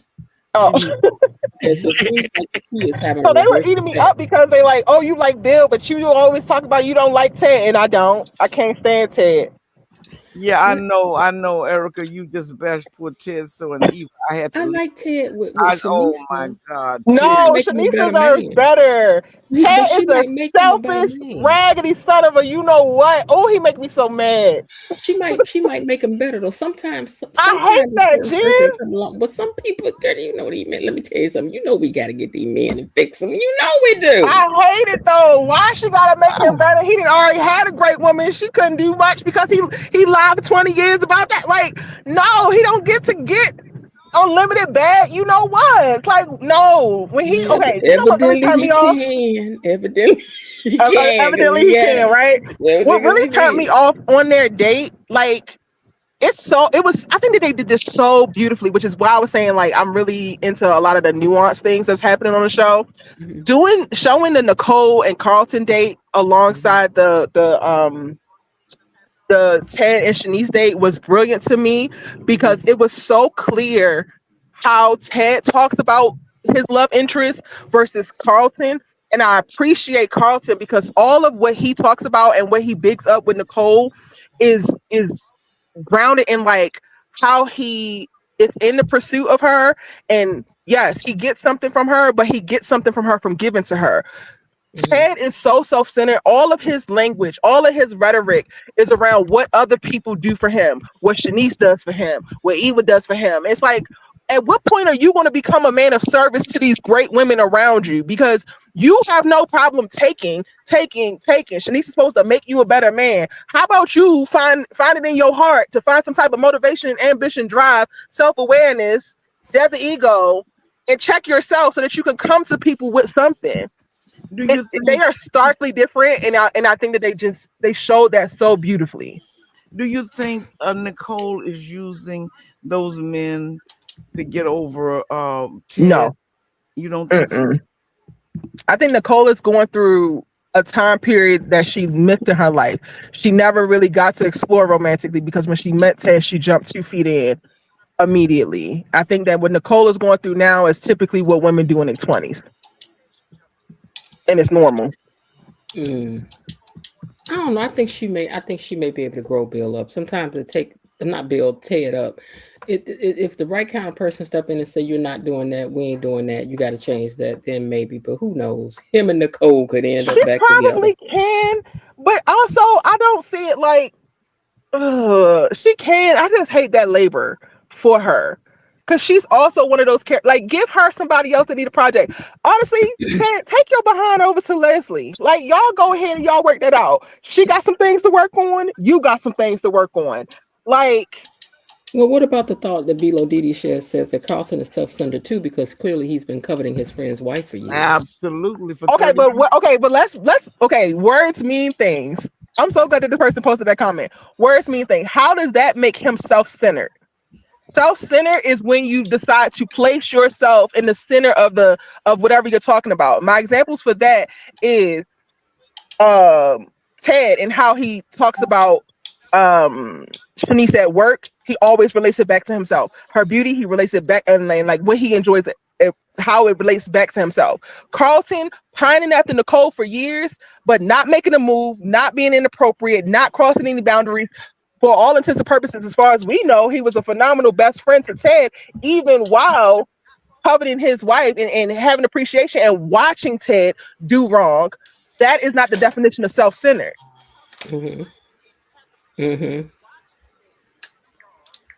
I like them both. But I would really like to have the original Ted. I would really like to have the original Ted back, but I'm dealing with this one. Lord. I'm learning to deal with this one. I have a type. Child, though. It's almost like he's a child. And now this is in physical appearance. I don't mean not Carlton. Oh no, Ted. Y'all talking about Ted? Okay. He got a baby face. He's smaller. He's smaller. Yeah, I don't mean to demean. I'm not being mean or anything, but I just can't. With the other one being so tall and large, it's just so hard to see him in the place where he is. I do not dislike Ted, but I have to say people are making good points about the fact that he's been indecisive. They don't feel that he fought hard enough with his wife. I have to go along with all that, but I do not hate him. He doesn't do that to me. However, I don't think it is Shanice's place to raise up a man, but I do agree with Miss Jen. There are women that have certain standards, and if that man wants her bad enough, he will raise himself up to those standards, and eventually he will grow up and he'll begin to enjoy that level of life. Because if you go back to Nicole, it's going to be the same old Ted. Yeah. And you made another point, and it was funny when you made it, but you made a good point that Leslie is curvy. And what's her name? Shanice got curves from Uganda. But you said that, but his wife was very European, like long and slender. Yeah. So you said to me, you said to us the other night, maybe he really liked curvy women, but I don't know. But because remember you brought up Leslie is curvy. And just Shanice, we don't even have to talk about her. So is what's her name down to the dino? That June. Little June is cute as a button. Yes, she's small, but she's shaped. Yeah. Oh yes. Sorry, y'all. I'm back. So y'all don't like Tiny Ted. I get it, but I get that he don't have the stature. But he emotes better. Like he shows so much on his face. He's a good actor. He's got a baby face. I wasn't saying that I did not like him. I said it's hard for me to see him in that place that he's in. And he looks so youthful. He looks so youthful, like a child. And that other Oh, I Ted just we want had, was a big burly, a big man with muscles, and I got accustomed to him. But I have nothing against this Ted at all. Even the character that he's playing, I have nothing against it. It's just that physically, I'm having a hard time placing him in that place because he took the place of a man who was much, much larger than he was and different that way. Mm-hmm. Oh, okay. All right. I was looking for Var was in the thing. I was looking for him to bring up in the queue, but I looked down and looked back up and he was gone. Okay. But maybe he'll be back. And sometimes he loses his what do you call it? Okay, let me get a couple of these comments. Turtleneck Ted was not a good at Bilo Didi. If you don't leave my Ted alone, I done told I y'all. love Turtleneck Ted. Yeah. I I can't see did. the Same comment. here. Oh, she Same said she here. can't see the comments. Okay. Okay, let me Let's see. get home so I can see. I gotta get to my Carlton is computer. concealing something. How long has Carlton been yearning over Nicole? Now you know everybody we got some 30 secrets years now. from kindergarten. He said from kindergarten. He remembered. Mhm. Okay, I have a question. Do y'all think that Shanice has always liked Ted? I don't know. Shanice, I don't know. I don't know. I never got the feeling that she was like, "Hey, Dr. Ted." But once something become available, I guess like Carlton did, you like, well, now since you That's my free. point. That's my point, Jen. Everybody is immediately on board with Shanice and Ted, but they are giving Carlton the blues. And I'm just like, we've never seen him do anything untoward. So for me, it seems like Carlton and Shanice are in the same exact boat. Why are we kicking Carlton's back in? I don't kick Carlton. I just ignore Carlton because I don't really. He doesn't doesn't do anything for me. But a lot of people don't trust him, and it was said earlier on this program. A lot of the viewers do not trust him. They just don't think he's for real. I don't. I don't spend any time deciding whether or not he is or he isn't. It's just not important to me. Okay, so Barb, welcome to the stage. Here's your question. Somebody has the. No, hold on a second. Somebody has. Okay, Var, your thing. Say that again. I'm sorry. I hear myself in the back. My background? I'm gonna mute you up one more time. No, I don't hear it now. Yes. You still there? Whatever device you have open, you to turn the volume down. I don't have anything open. Hold on. Yeah, I don't have anything open. I'll drop down and come back up. Can you all hear that? Yeah. Yes, an echo. All right, I'll drop down and come back up. Oh, no. Matter of fact, hold on. Yeah, I'll drop down and come back up. Okay. All right. So, do y'all think what y'all think on that USB drive that Joey gave Leslie? Oh, child. He know everything about this Laura thing, I think. It's the security footage from the hospital. You think it's the one that ties her to the actual could have really took somebody out? Yep. Even though both things could have. Yeah. Ooh. She don't seem no way. I mean, she wasn't know because if it was me, I'd have got in my car and drove straight over to the something and been like, I need to put this in the computer. I need to see what's going on. I wouldn't even get on. She need to know what's on that right now. She needs to know. Okay, Bar, first question for you, as for everybody else, who do you think is the impaler? I would have to say Kyle. I agree with what you said on the show. He's the only one that really don't have any real storyline right now. It don't seem like Nicole is kind of even leaning to him per se. They keeping him around for a reason. Did you see that thing that I said that he said that character was more or less written for him, and that Michelle Valjean gave him free range to do what he wants with that character in the sense of how he wants to play it. So I think he's gonna be around for a while. So he might be the impaler. Him or Grayson. Him or Grayson. Yeah, he might be. He might be. Yeah. Absolutely. All right. So what did you think about this week's shows? I thought it was good. I really enjoyed it. Like every episode was very, very good. Every episode. So hopefully they keep up with the same pace going forward. But I really liked it, and even down to the the cancer situation, how they had it kind of, like in the background, a couple segments on it, but it wasn't overwhelming the whole episode. So I appreciated that. Okay. Yeah, I absolutely appreciate that. Okay. I'm trying to go down and look at some of the things that we. Do you think it was necessary for Shanice to tell Dr. Nicole that her and Ted are seeing each other? Yes. I think it's nice woman to woman. Yes. I think it was nice woman to woman. I don't know how necessary it really is completely because they're not friends. So, and that was the difference between, the whole Carlton situation and Shanice. Carlton and Ted were friends, like best friends and colleagues. And Shanice and Nicole, they're not even friends. Shanice calls Nicole her friend, and she has done it multiple times. I think that it was necessary for her to tell Nicole for who Shanice is and her staying true to who she is and not letting some circumstance with a man change her. Yeah, I respect that, but she didn't give Ashley that same grace though, neither though. I don't even believe her and Ashley are friends. That's who's really not friends. They're co-workers. But is She Nicole just really met Ashley. She just met Ashley at the start of the show. She has known Nicole and worked with Nicole for years, and she said that.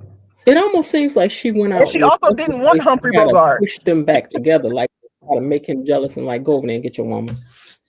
It don't seem like they don't seem, her and Nicole never really seemed like they were friends though. Like I don't know. I will have to see, but they never really seemed like friends. But at the end of the day, Carlton and Ted was on a different level of friendship though. Yeah, they was at a whole different level. Yeah, they was like best friends. Like they had each other houses and seeing each other kids grow up type situation. So if Nicole and Shanice was like friends, is like work friends type situation, I guess. But when I really didn't seem that strong. When I asked what was the difference between what's the difference between Carlton and Shanice, I wasn't talking about the friendships. I was talking about them being at work and like if Shanice might have pined for Ted as well this whole time. We don't know that. That was my point. I know she probably did pine for the first Ted. I don't know about this one. I just don't know. But I know that first one. I've been like, wait, girl, you done throw him in the garbage. Hold on, girl. Wait now. Hold on, let me see. But I don't know if Ted gonna be worth the headache from Leslie. What you say, Jen? One more time? I didn't hear it. I'm sorry. I don't know if Ted is gonna be worth the headache for Shanice that she's gonna get from Leslie. Ooh. Speak it. Sometime it ain't worth it. I think her spirit, though. I think Shanice's spirit would. I don't know. I think she wouldn't allow her to get the best of her. It don't seem like she would allow that to happen. She ain't scared of her by a long shot. That's what I'm saying. I don't think she would like Leslie to get the best of her. I think that it gets a little bit tricky when you're trying to like dig your heels in and prove to another woman that like, yeah, girl, I'm not scared of you. My issue about the whole thing with Shanice and Ted is just the amount of work it is going to take from her mentally, emotionally, and maybe physically when it comes down to this whole Leslie part of it. And I hate that for her. Like Shanice to me is one of the best characters on the show. And I hate the idea of her walking into this relationship that's going to require so much. Okay, somebody says, good evening. What role do any of you think Haley's fake LBGYN plays in the plasma ring? I don't think they play any at all because that character came, went, we ain't seen her no more. Oh, but could Lynette be a part of it? Could Lynette have something to do with it? Now, I don't know about Lynette, but one thing I do know about Lynette is that Lynette has showed up to blow the spot up. That's what she there for. She don't like Haley. Who's Lynette? Oh, okay, Haley's friend or old She friend. don't like Haley. She don't like Haley at all. Because Haley did her dirty. I'm sorry, Valerie did her dirty. Do you think Lynette gonna try to take Bill from Haley? She might. I mean, she might because she don't like no Haley. She might go in there and tell Bill, Bill, I just want you to know Haley, her name really is Valerie. And she had this and that and child, I'm here to save your life. Because she cute. Yeah. She is very cute. Bill gonna need somebody. I just talked about that in a video this weekend about how Bill is one of those men that can't be alone. No, he can't, Chad. He gonna need somebody to put up with his foolishness. He'll end up with anything, just not to be in the house by himself. Not anything, but you know what I'm saying.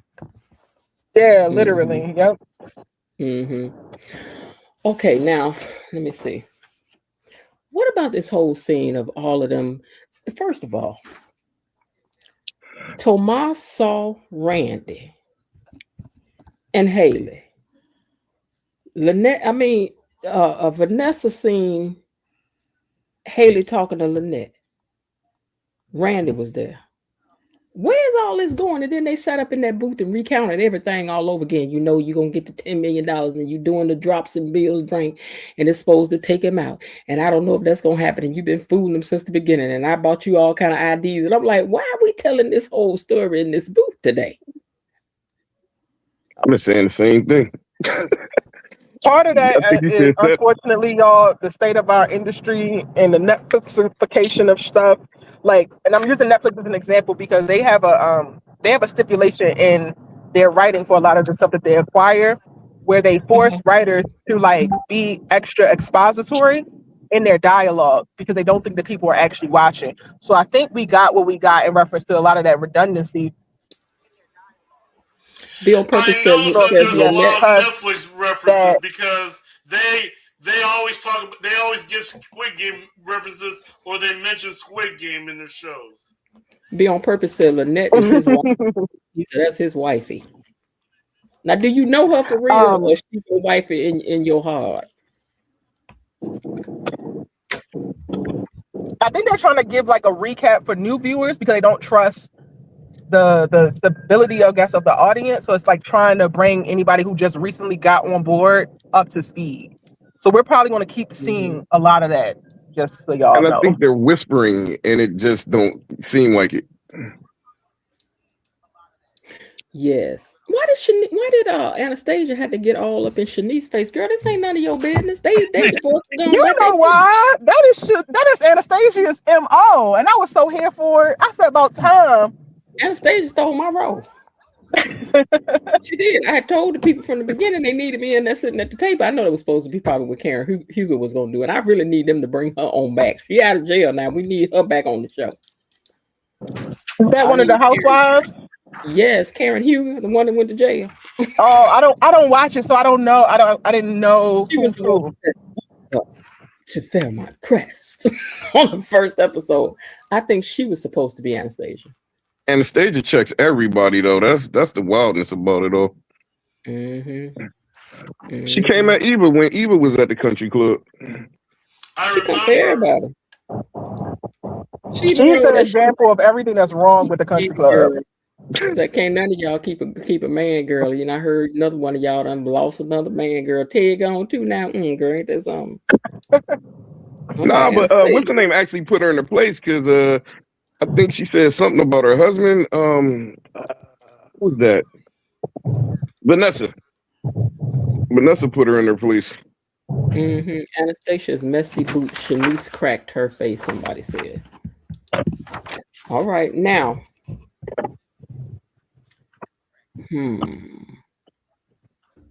Leslie and Shanice faked up. Oh, okay. Let's talk about this sadness right here. Poor Derek. Derek done turned evil. We don't have no sympathy for Derek around these parts. He's evil Derek now.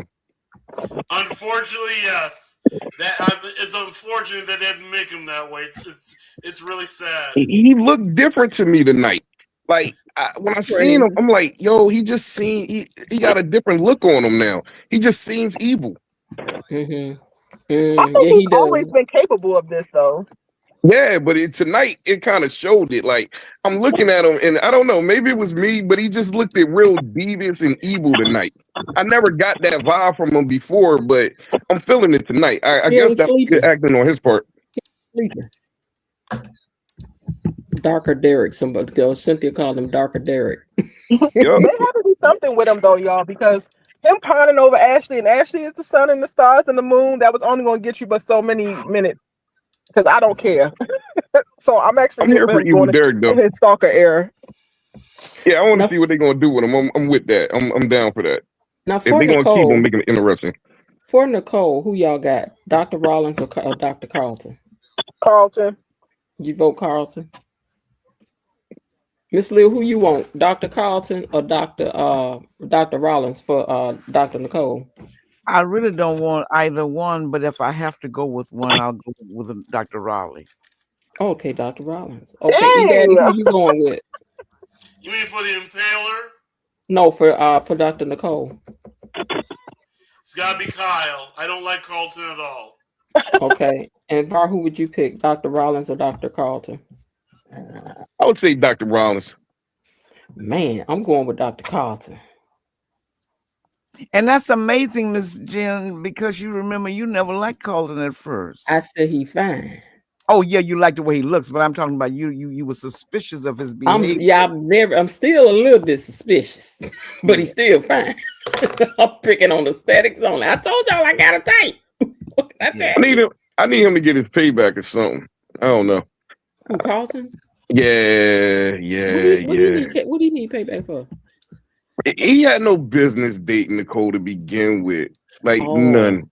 You're not for that because they was friends. You don't do that to your friend, period. He broke bro code.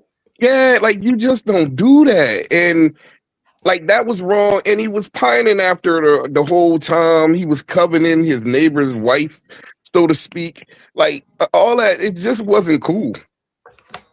Wait a minute. This just hit me. Didn't y'all say that Carlton said that he has liked her since kindergarten? Since kindergarten. You made that up. He said since they were 5 years old. So I think he ended up saying he made that up, but he been liking that's her what y'all saying the that whole from. time. Okay. Ever since she been with Ted. Yeah, ever since she been with Ted. So he was out, he wanted her, and even he made some slick comments to Ted even before the whole breakup happened. Going into the party, he made some slick comments to Ted about his wife. Was it the truth? Say that again. Was it slick comments or was it the truth? I think he said, what did he say? I forget what he said. It could have been the truth, but it was one of them comments that you don't say about somebody's wife. I know that much. I don't remember exactly what it was. It wasn't one. He did not cross the line, but he did tell that man the truth. What did he say? I don't remember. Do you know what he said? Not to fumble her.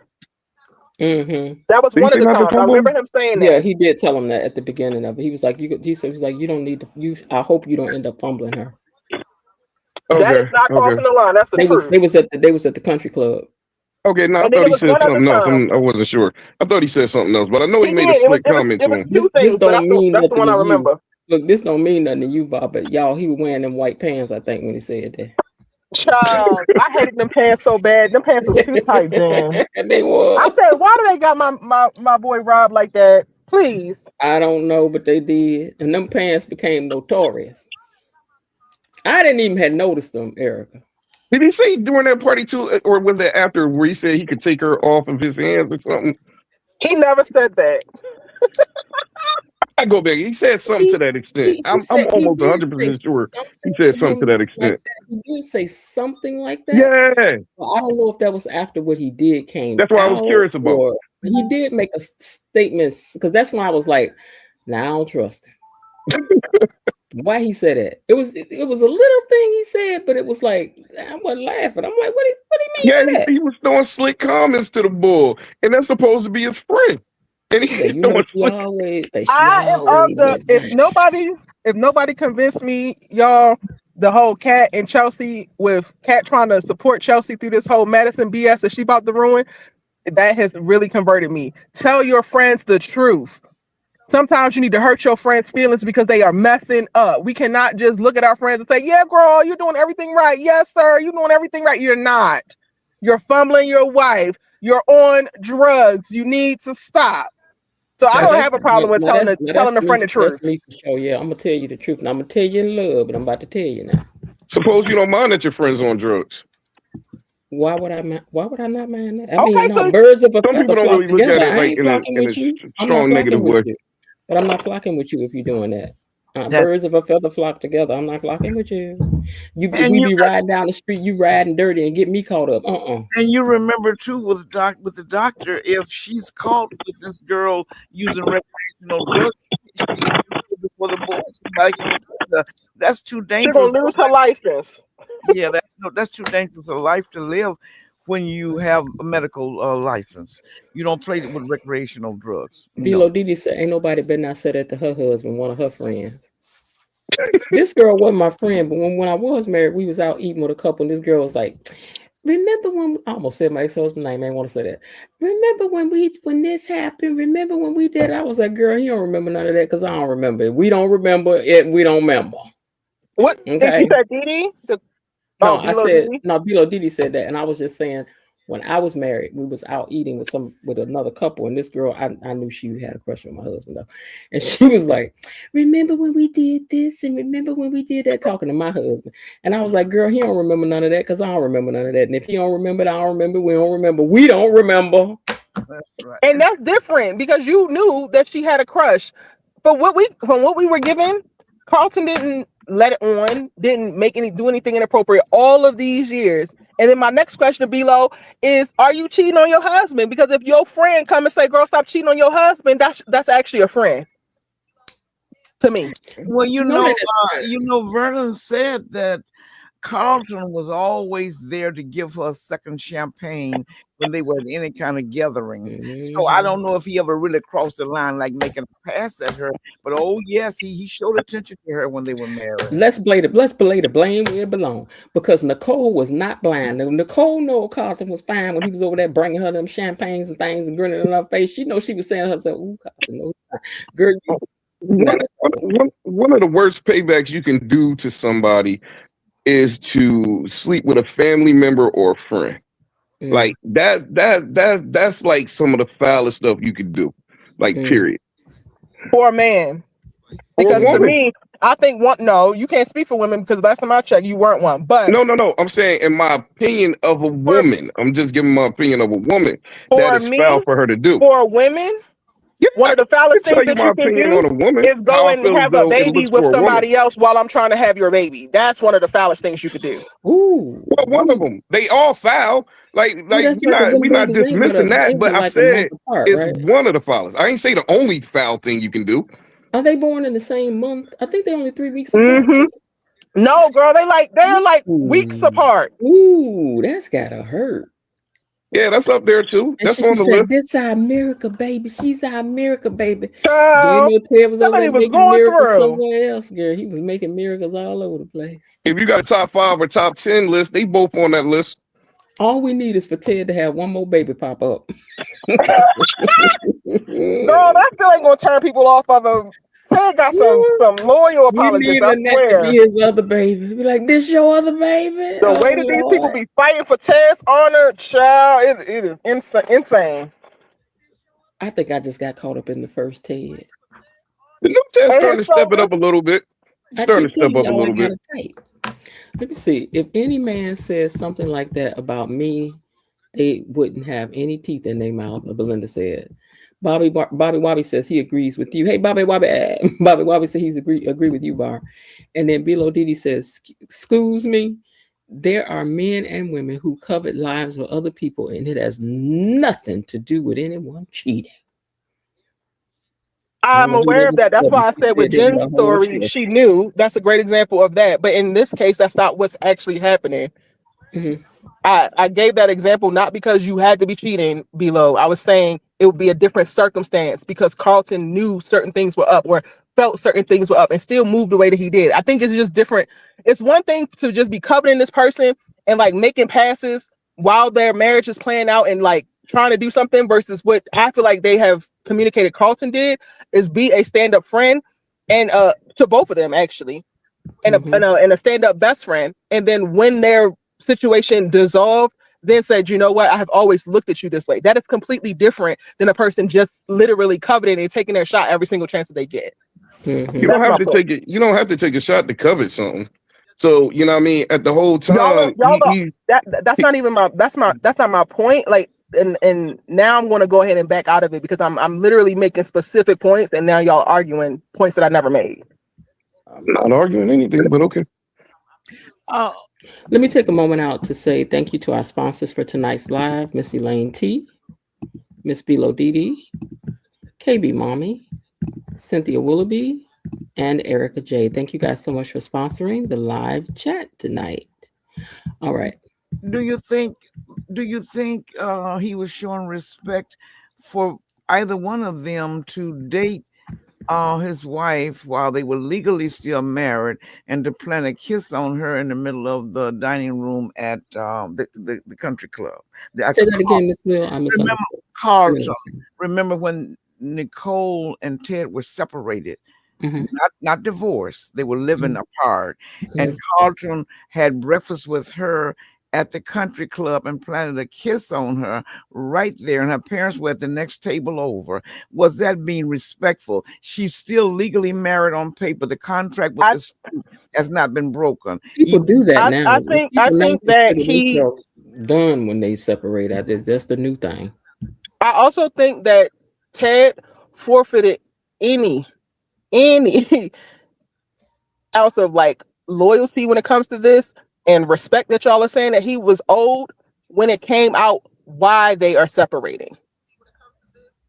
Don't forfeit that with your homie though. The context matters.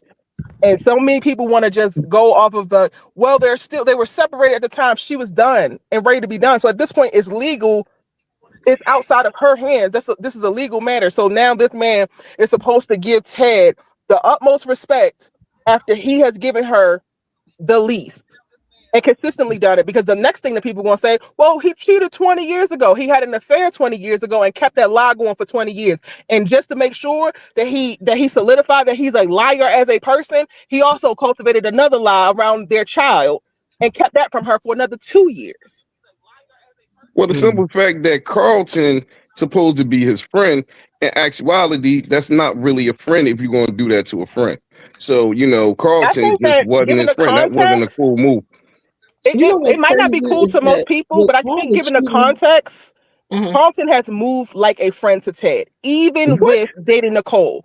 He has not tried his best to disrespect him. He has tried to be considerate, even now. And the most recent conversation that they had at Orphy Jeans, Carlton's like, "Oh, I'm being an ass." I was like, "No, you're actually not." Like, Ted is requiring a lot of everybody around him, but everybody has been put in a place of discomfort and dis-ease because of decisions that you made. But now everybody else has to respect you. Everybody else has to step on eggshells around you. No. But if it's your friend, you don't go after your friend's ex, no matter why they broke up. And then the respect. So then now what? And then you're trying to invalidate the can I complete my statement? Can I complete my statement, please?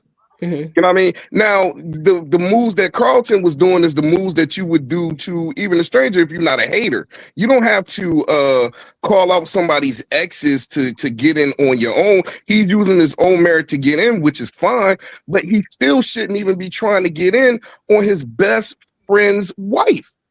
I agree. That's just foul. Let me say this, but in reality, people date their friends' exes. People date do foul stuff all the time. No, I'm saying people date their brother's exes and marry them, and they still in the family. It happens. Yeah, they do. People do foul stuff all the time.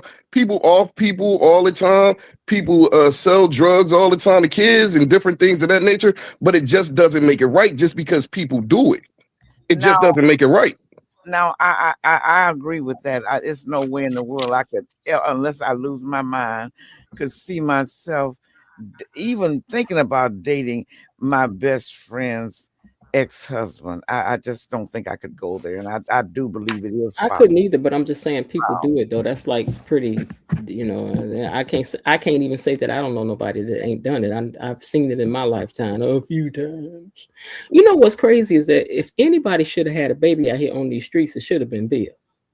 Because Bill was doing everything. He probably do. He probably do. It ain't come out yet. They ain't rated in yet. But Bill probably got some people that might pop up as the show goes on. Bill was in them streets. Okay, I have a question. Carlton is foul. That's what y'all are saying.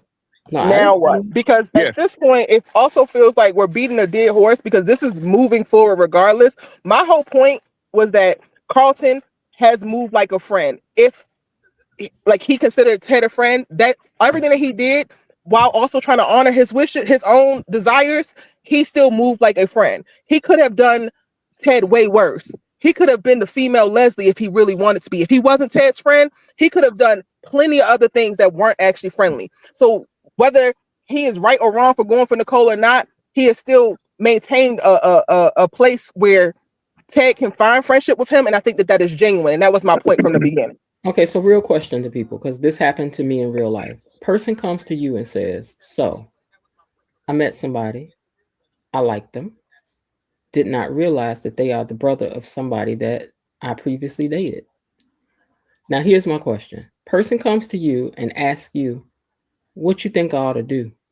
Now, when I said dated, I mean they saw each other maybe 6 months.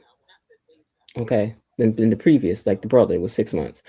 And then they meet somebody 2 years later and boom, it's their brother. But but they really hit it off, and it was like, so what you think? So I'm saying, what would you say to your friend? Your friend comes to you and says, met somebody, really hit it off with them. What you think I ought to do? Okay, so I'm gonna start with you, Var. What would be your advice, or what would you say to your friend? I got a little lost in that. Okay, let I'm sorry, go ahead. say it again. A friend of yours comes to you and says, Var, I met this girl, really hit it off with her, but turns out I dated her sister 6 months ago. We only dated for, let's say 3 years ago, 2 or 3 years ago. Dated her sister 2-3 years ago, but we only dated for like 6 months.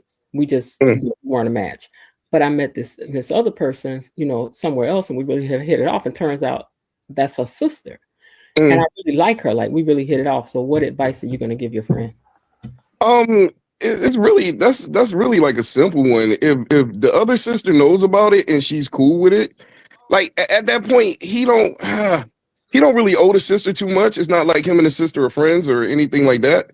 You know what I mean? So therefore, it's just really up to the two sisters to really make that decision. It's really not on that other person part, because if the one sister respects her other sister, she's going to say to her, don't date the dude. And at that point, he has no say in it. You know what I mean? And if the other sister don't care about the other sister and she just going to do what she want to do, at that point, he ain't got nothing to lose on that one either. So it's really up to the female. Your advice would be, if the two sisters say, I don't care, then you'd be like, yeah, it's fine. It's not wrong with it. All right. So that's your opinion. Miss Lil, somebody comes to you with the same scenario. What would be the advice you would give them? They ask you, what you think I ought to do? Can I continue to see the person I met that I really vibe with? Or what you think, Miss Lil? I think that's your decision to make, but you're asking me what do I think about it, and I would advise against it, but that's still that person's decision to make. What do you think would be the downfall of it when you're giving them advice and they say, well, why you think not? What do you see the problems being? Well, first of all, I'd like to, you've dated this person's sister, and even though you said it was 6 months and it didn't go, I don't know what level you took it to. Well, in your case, it would be brothers. It's a lady coming to you saying, hey, I met somebody. Boom, boom, boom. Oh, okay. You saying brothers? Yeah, I dated this brother 3 years ago, but I didn't know that when I met him, and we really hit it off, and I really like him. You think I'm wrong about one of them? Like, what would be your advice to her? She would have to make her own decision as to what to do, but I wouldn't advise it. Mm-hmm. And E-Daddy, what would you say? Oh, about what? If your friend came to you and said that they had met somebody, but it turns out it was the brother of somebody that they had, or the sister of somebody that they had dated, because I'm in your case, I'm making it a guy comes to you. He says, hey man, I met this girl, but turns out she's the sister of somebody I dated 3 years ago. We only dated for 6 months, but I met this girl, really liked her, we hit it off. What you think? You think it's okay if I date? Like, what would be your advice to them? I don't know. You don't know? Okay, Erica, what about you? Dan, you already know what I'm gonna say. Honestly, my only follow-up would be well, actually no, because you said for the women, you said it's a homegirl that dated brothers. Friend come to you and say, yes, brother. Oh yeah. Girl, yeah. Only follow I would have is, are you sure he's different from his brother? Mm-hmm. But that would be my only In concern. the Do you case, think in that the any of case the where the things that person like asked me, made, they were very different from each other. But it's huh? not like that was a bad thing. They were just different from each other. What'd you say? I said in the case of the person who asked me, they were different, but it wasn't like a bad thing. Like this person was bad, and this, but just they were just different. It doesn't have to be necessary. Like we don't have to assign good and bad connotations to it. I'm saying different in the way of like this guy doesn't have the same mindset, the same behaviors, the same whatever that was not a thing that made it so that you guys could not actually go the distance. Because that to me would feel like, oh, you're dead in the water if that's the case. Like you're just dating the same guy. And you happen to get along right now. But if she could like tell me like, yeah, girl, he's completely different. I wish I would have met the brother first. Then, girl, do your thug thistle. Absolutely. Mm-hmm. Now, what I said, because that really was brought to me. I was like, you asking me what I would do, could I do it? My answer is no, and I'm gonna tell you why it is a no for me, is because I don't think I could deal with what comes with that, the look, Mm. that I'm like, for me, I just wouldn't want to deal with it. That's not to say that you should not or could not deal with it, but for me, I don't think I could deal with that weirdness in the If the brother might be in the ear or something right, like that, yeah, I get that. or just I love anything. Like that. I As think long you as it wasn't something of like, no, you shouldn't because you no, owe I'm the like brother some type of loyalty like, or respect. I said, and the other thing is, I think you should have his brother talk to his brother so that y'all don't walk in on something that's like, what you doing here? So I think you need to clear that deck. But the Right. funny thing was, they moved forward with it, and the very first time, and it was something so small. It was something so small. The very first time, the brother said, "Oh yeah, they told me about that." It was a problem. And it was something so small. Let's say it was something like I was thinking about going to school to do such and so and so, and it was like, oh yeah, uh, he told me you was had thought about doing such and so and so. It was like, what are they doing discussing me? I was like, now see, I tried to tell you that the weirdness comes with it and the uncomfortability. Because she was like, what if they talked about that? What else are they talking about? I'm like, see, now I tried to tell you. I mean, context definitely does matter, and who people are as people matters. I think that if you are mature adults who are genuinely seeking meaningful connection with one another, there are not just this unlimited amount of people out here to run into and meet and fall in love with. So I'm not going to immediately tell somebody to throw somebody back because of their proximity to somebody that you have already come into contact with, especially if it did not work out.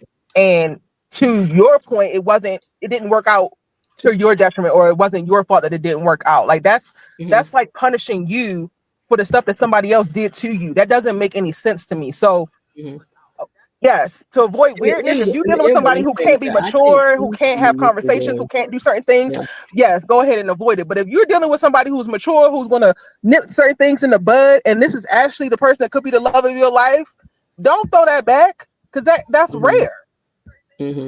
Yeah, for me, in the end of it all, it's like I could tell you about me, but I can't make no decisions for you. You grown. You got to make this decision for yourself. You's a grown puppy in this race. I ain't got nothing to do with it. Let me take one last look across these subjects that happened this week and make sure I didn't miss anything, because we're gonna get ready to get out of here because it is 10:45 and they already reminded me down in the thing. You said 10:45. So they sick of them 4 hour live, Erica. Okay, Yeah, I've so been trying to catch the recaps. I'm like, Lord, Jen is going in over here. girl, I'm like, I can't do it no more. I got to take my butt to bed. I ain't get no sleep last night, so I got to go to bed tonight. But okay, so I think we covered just about everything that happened that was important. When are you back up doing your lives on the show, Erica? When I get back from Sundance, I am going to start doing lives again. So Okay, that'll be first week of February. first week in February. Right Okay, now, I have just my regular videos dropping. okay. Well, you have a good time down there at the. You said it's the film festival. Mm-hmm. Sounds like such a good time. Thank you. I know you get to see a lot of people and stuff. Yes. for sure. Well, that's cool. That's really cool. Well, that's nice. You think the Gates are gonna win anything at the NAACP awards? I mean, why would they not? They one of the sponsors. I mean, you do. I think so. I think they're gonna take home something. And You I also better think they're gonna do well with the daytime Emmys. I know that's a ways away, but I think things look good for them. Because they Also, that's deserve what you it. were talking about, the NAACP awards. I was Yeah. wondering, because Mhm. the Emmys are not until September, October.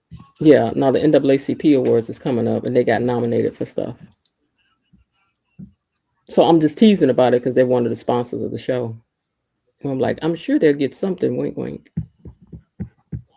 hmm All right, you guys. Well, thank you all so much for coming up this weekend and participating in this Friday night and participating in the live. As always, I enjoy talking to you guys. Erica, you stay safe out there with what you're doing. Daddy, I do wish you would give these people a chance to win a little something on the trivia, but you gonna keep your foot on their neck. I know. I got some good stuff for the next one. Now I'm ready. I bet you are. I'm ready. That last one was not easy at all. I'm ready for y'all. See, I can't make it easy, but it don't matter which way I come. Daddy be ready. Look, and he be over there typing it. You know, it just be what was it, such and so and so. He be doing something else and winning every time. But Jasmine gave you your run for your money this time. Oh yes, yes she did. Jasmine gave you run for your money. Yes, she did. I got a feeling that if you ever get defeated, she gonna be the first one to get you. She really did. And Yeah, she did a great job. you're coming up with some, things that normally we don't pay any attention to. So because at first it was mostly basically about what happened during the episodes, but now just little side things I noticed that you're picking up on. I just try to pick some because different people see that, like I think in pictures and stuff like that. So I will pay attention to colors and outfits and this and that. And I'm like, well, I'm gonna include some of that too, because some of us be like, remember when she had that blue suit on and she was talking to da da da da da. We'll remember it that way, you know. Yeah. So yeah, that'd be kind of cool. And of course, some of the specials shall make an appearance in it as well. We shall see. I don't. Bilo Didi says she don't waste her time playing. Her memory is so bad. All right, you guys. Var, you still in there? Yes, I am. Okay.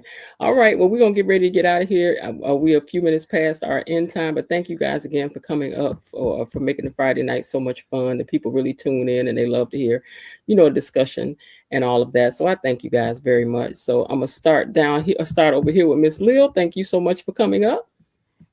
Thank you for having me. All right. Have a good night. You too. Good night. All right. Daddy, thank you so much for coming up. Yep. Thank you.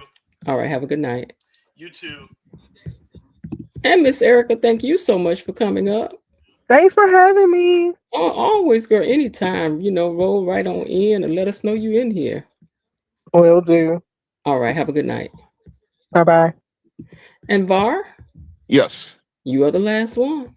Thank you so much for coming up and for sharing your thoughts as well. You enjoyed the live tonight? Yeah. I didn't catch the beginning of it. I had watched the show late. So I really didn't catch the beginning of it. Then I shot some comments off because I seen y'all was actually floating. So I was like, all right. But then when I seen nothing was being said, I was like, I need to get up and have my voice be heard. You're like, let the people hear me. Yeah, I need to let my voice be heard. Yeah, I know that's right. All right. Well, thank you for coming up and say hello to Mrs. Var for us. No problem. You too. Oh, wait, I think I did that wrong. Okay, now I got it right.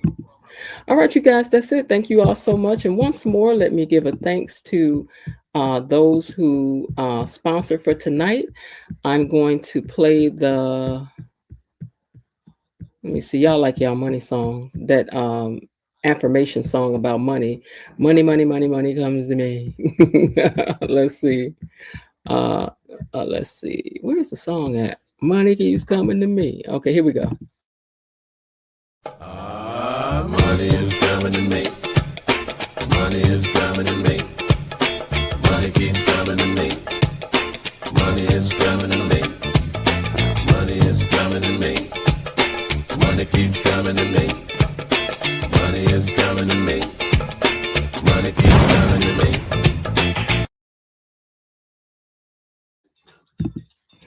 All right, you guys, one more time. Thank you to our sponsors, Miss Elaine T, Miss Belo DD, Miss KB Mommy, Miss Cynthia Willoughby, and Erica J. Thank you guys so much for being the sponsors of tonight's live.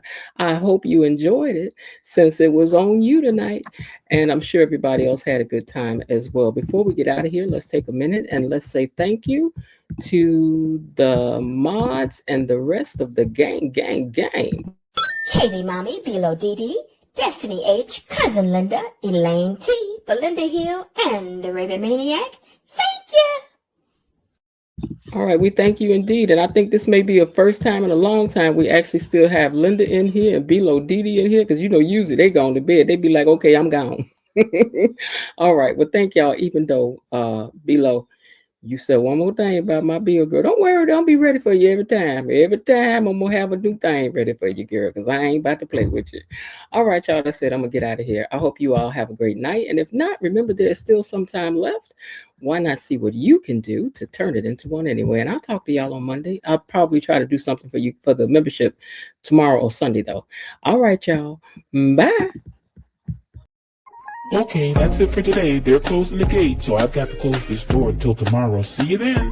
Bye-bye.